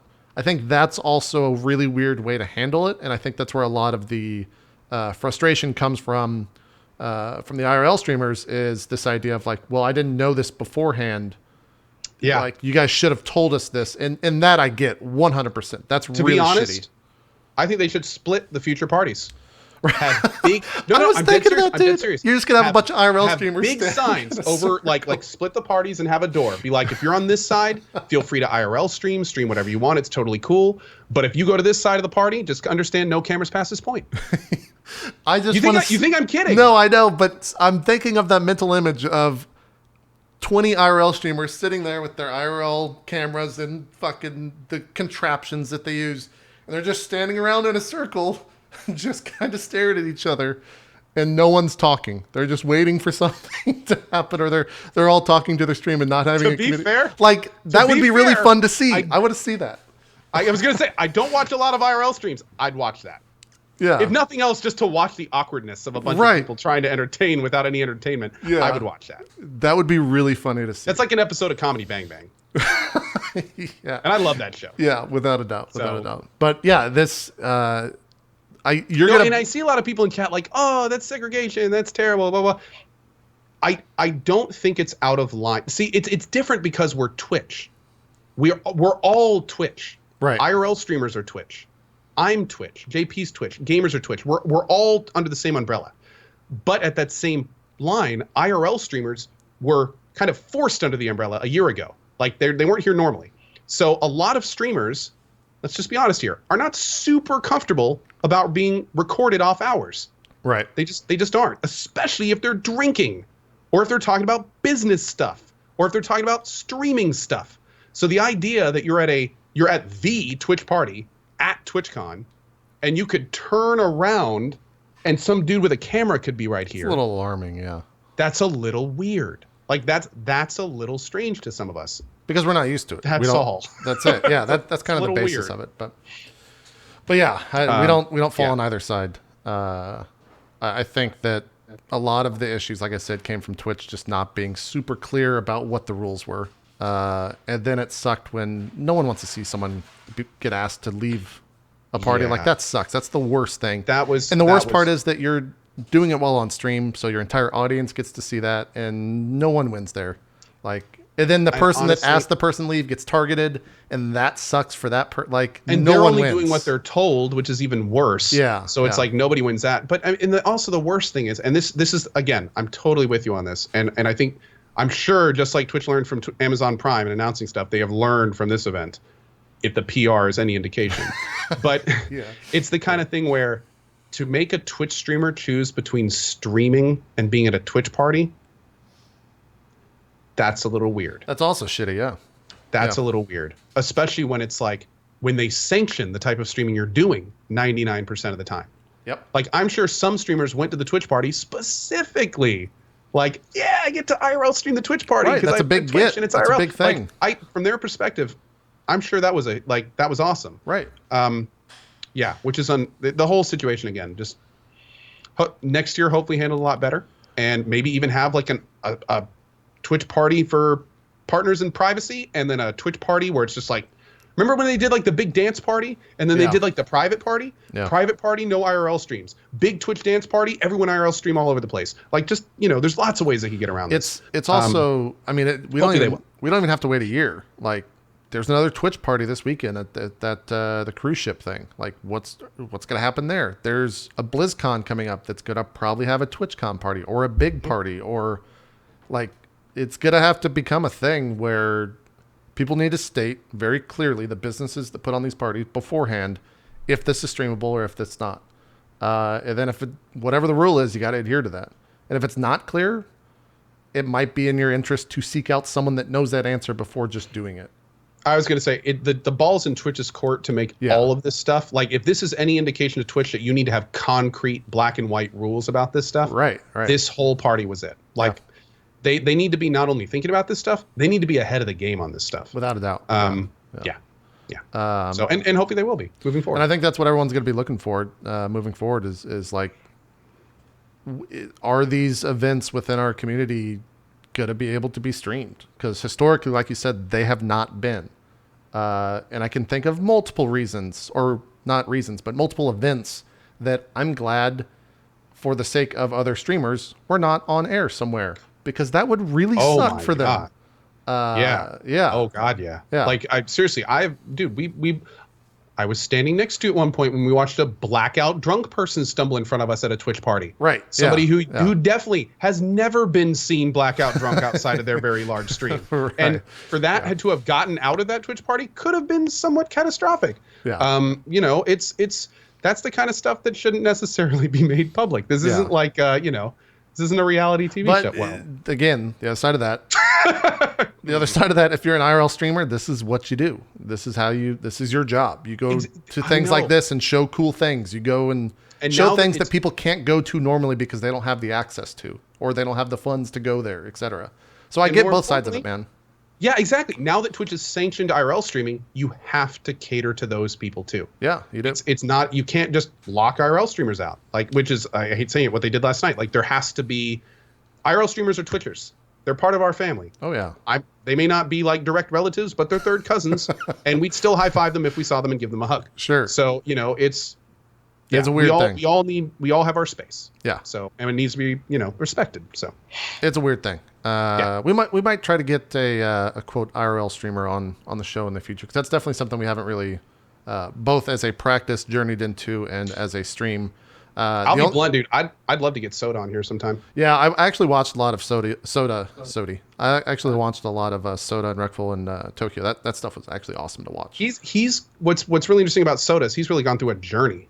He has, streaming.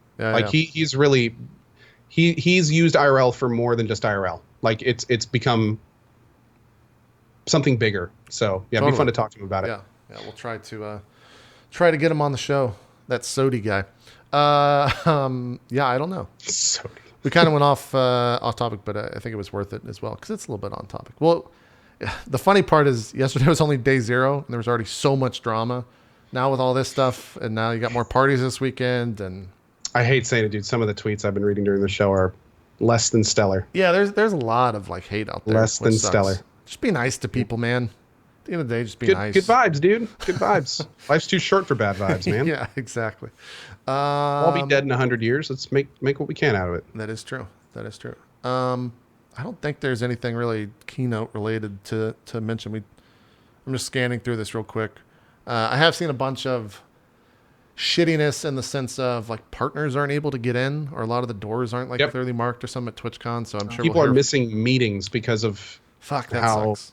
Yeah, people are missing business meetings at TwitchCon. You want to talk about a potentially important step for a streamer? It's a business meeting at TwitchCon. That's like where people go. People wait months to years for that. Yeah. So that is very disheartening to hear. That stuff sucks for sure.